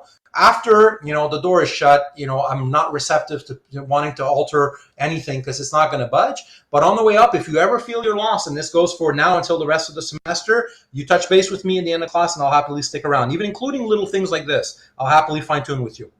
Perfect. Yeah, that's awesome. I really appreciate the offer and the knowledge. No worries, and then you'll reciprocate because, like, you went away from school for a while. You were in the real job market. Yeah, yeah. I finished my full schooling for that, but I mean, doing that sort of schooling is a lot different than this, Yeah, as you may know. yeah. So it's been a big adjustment for me, but I'm getting used to it and getting into it. Well, I'll tell you, man, from my experience, folks who've been in trades and folks who've had real life exposure, they're my best students because they know that you can't just sweet talk your way out of everything in life. Like if you look at bad plumbing, it's not like you can toss a word salad and all of a sudden everything's okay.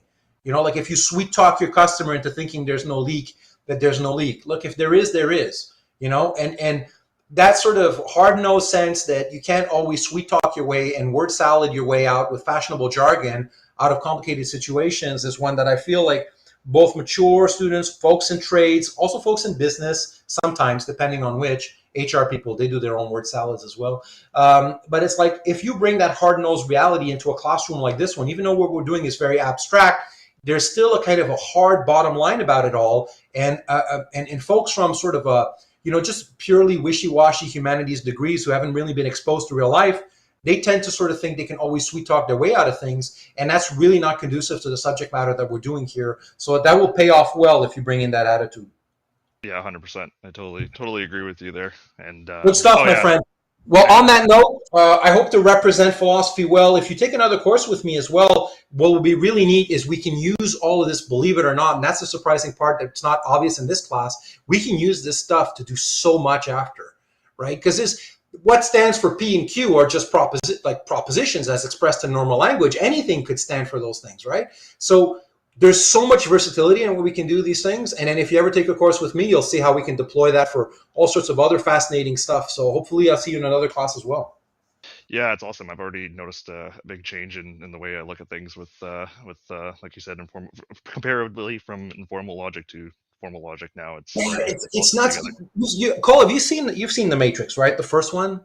Yep. Like, Yep. yeah. Okay. So there's a scene in the Matrix where one of the people who's out of the Matrix, like a kid who was born outside the Matrix, and he spends all this time on these computers helping his other friends while they're in the Matrix. He sees this like series of code, and it looks like little trickles of rain on the screen, like these green symbols, and he can see just by reading the symbols that there's like a hot redhead or something on the screen, right? And he's so used to sort of deciphering the formal structure of these symbols that he can know what they stand for into the simulated matrix. There's a sense in which if you keep doing logic a lot, you can start discerning logical patterns almost at the point of vision.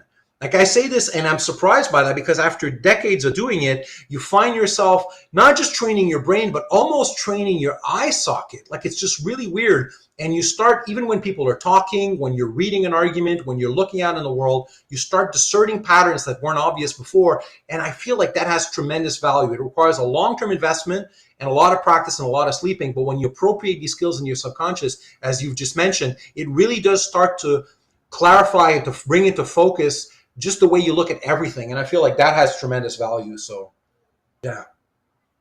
Yep. Totally agree. That's my ramble, my friend. Well, anyways, I'm going to let you go. I'm glad I answered your question. And on that note, kick some butt and we'll touch base next week. Thanks, bro. Appreciate it. I'll All see you right. next week. Yeah.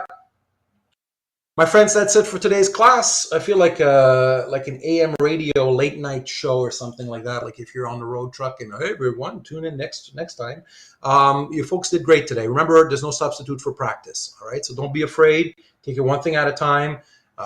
what you want, what you get, and how you got there, just step by step. Don't freak, right? And then proof yourself at the end. Take your finger and do what I'm going to do. I'm going to be bouncing around following all of the steps, right? So if I go from, like, I'm going to trust what you say. You said you want this in step 1 and step 2 and then step 3. And at any point, if I see that you weren't entitled to claim the T and the F that you put in, given what you knew at that time, then I press on the red button, you get 0. I press on the buzzer. And I don't want to press on the buzzer, so do it well. And have fun. This is it. That's our month 2 skills. From now on, it's just more practice. Talk to you next week, people. Do your homework. All right.